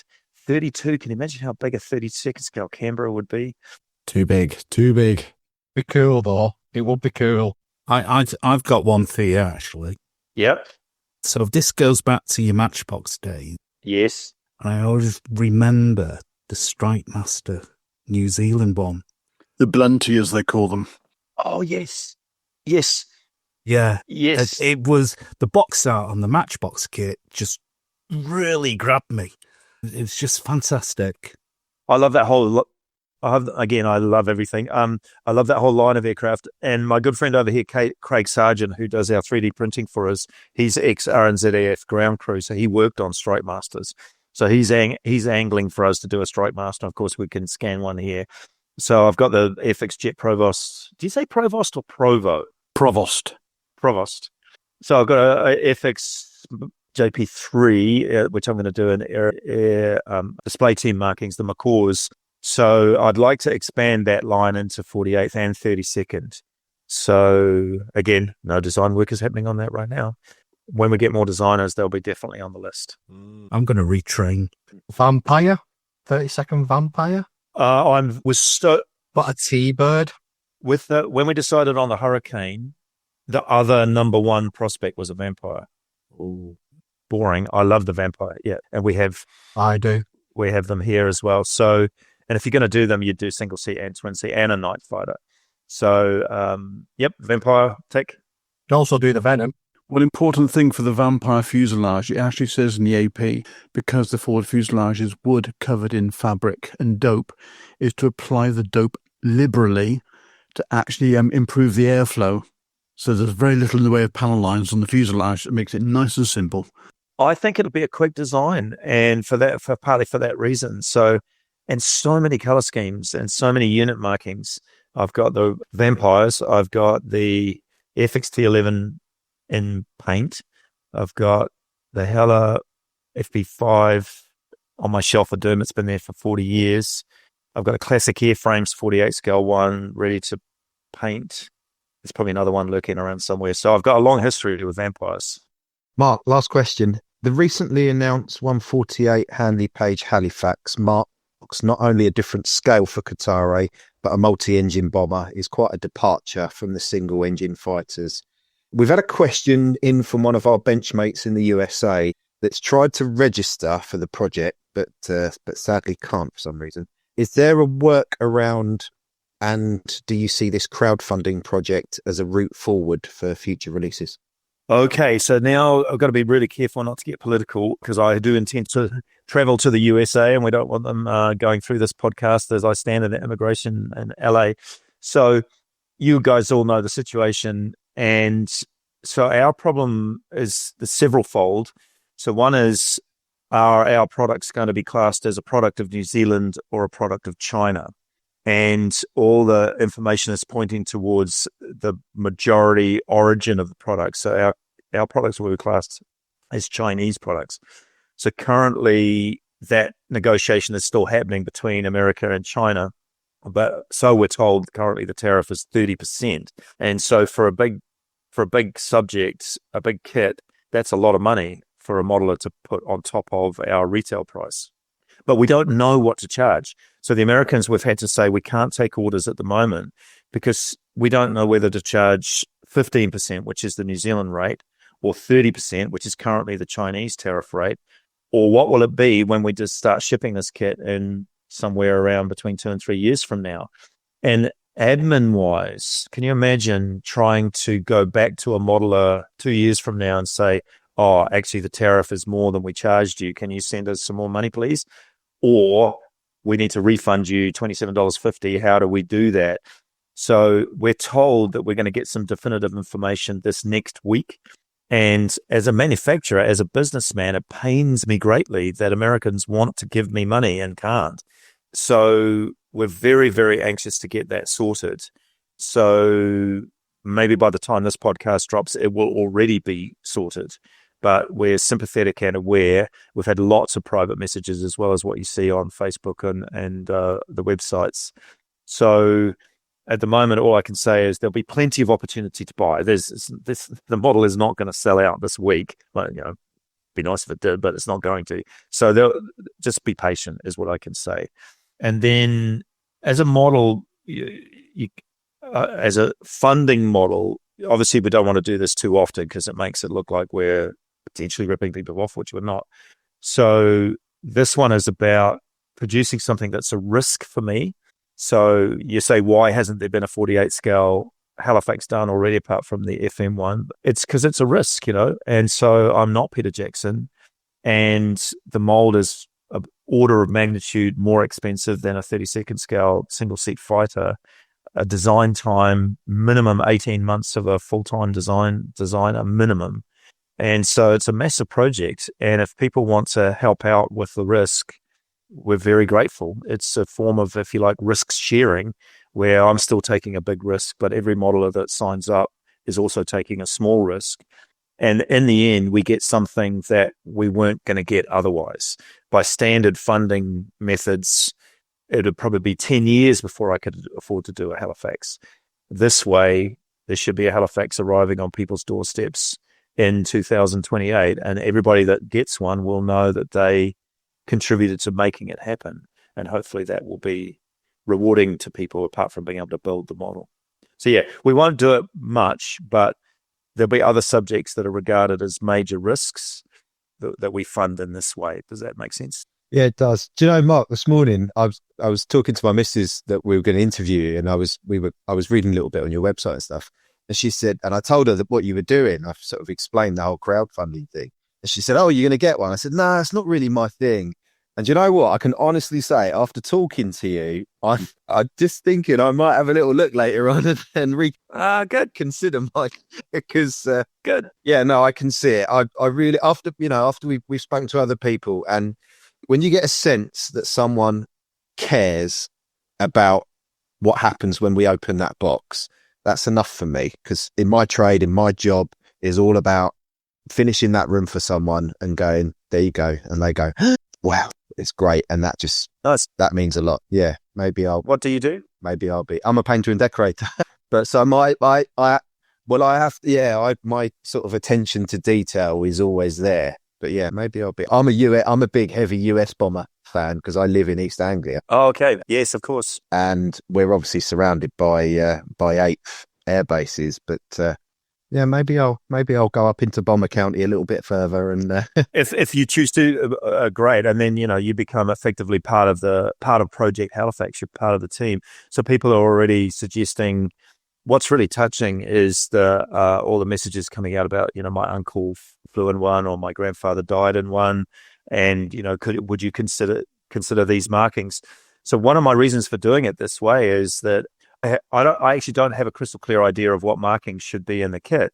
So, and we'll have more than our normal. I'm saying that's another scoop for you guys. We'll have at least 6 decal schemes in the kit. And so everybody can put forward their uncle's aeroplane or their grandfather's aeroplane, especially if they have photos or logbooks or things like that. So in the groups that develop out of this, as everybody signs up for this project, there'll be a dialogue about what precise subvariants can we fit in the kit and what decal schemes are we going to do. And I hope people get a lot out of that, being able to actually help decide what the model ends up looking like. Fantastic. Okay, then you've already alluded to you've had multiple aircraft that you've been building recently. What's currently on your bench? I've got the worst habits of any modeler, not any modeler I know, but that joke now, squirrel, follow the new subject. So in your wheelhouse, Paul, I've got a ridiculous number of meteors in my life. So I've got the Tamiya Meteor converted to the C Meteor. That is so close to being finished. That it just needs a little bit of weathering and a flat coat, and that's done. I've got the FX F8 in paints, almost ready for decaling. I've got 2 of our Mark 1 early Spitfires ready for final weathering. One of them will come to Telford. I've got my 109 in a little bit of primer at the moment. It doesn't need much. So that's going to be in the box top scheme. We had a visit from a C5 in Auckland last week, which it was really heartening to see the aviation enthusiasm. So there were massive traffic jams around Whenuapai as this Galaxy came in, delivering some parts for the Hercules simulator that we're getting. And so I was able to pull down my Otaki 144 scale C5 from the cabinet, which is in paint, but has been sitting in the same state since 1989. So that has to get finished one day. So I have so many half-finished kits. I have to just get disciplined. When I built the FX Sea Vixen, I promised myself I would finish it before touching another airplane. And I spent 11 months on it. It's still not finished. And since then, I've started 25 other models. I'm terrible. Absolutely terrible. Oh, I think you take after all of us, to be fair. Welcome to the club. You're amongst friends here, Mark. Yeah, absolutely.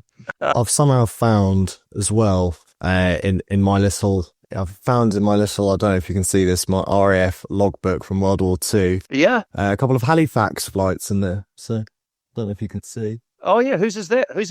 It is, it's a weird story, but kind of like a great uncle along those sort of lines. So Okay. I'll have to dig those out and send some photos around to everyone because, Oh, cool.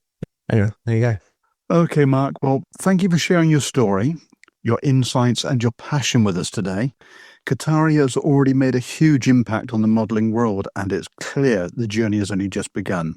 We'll be watching and building whatever comes next with eager hands and empty wallets.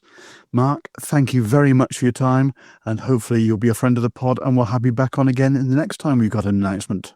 Thank you all, and I'll be happy to be on again at your convenience. Thank you very much, Mark. Cheers, Mark. Thank you, mate. Bye-bye. See you in November. See you at Telford, Mark. Hopefully, we'll sit down together, have a beer.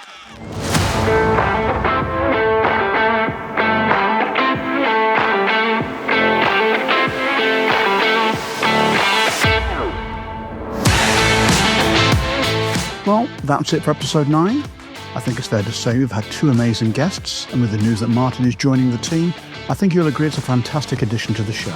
And what have we got lined up for you in episode 10, I hear you shout? Well, we're keeping this one a surprise.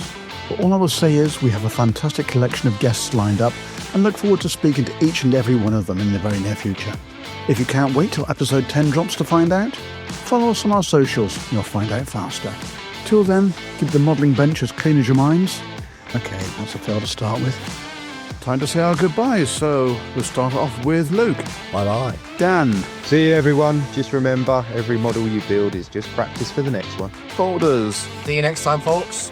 And Wongi. Bye, everyone. And remember, 60 parts or less. And for myself, thank you for listening and see you on the next one. Bye-bye.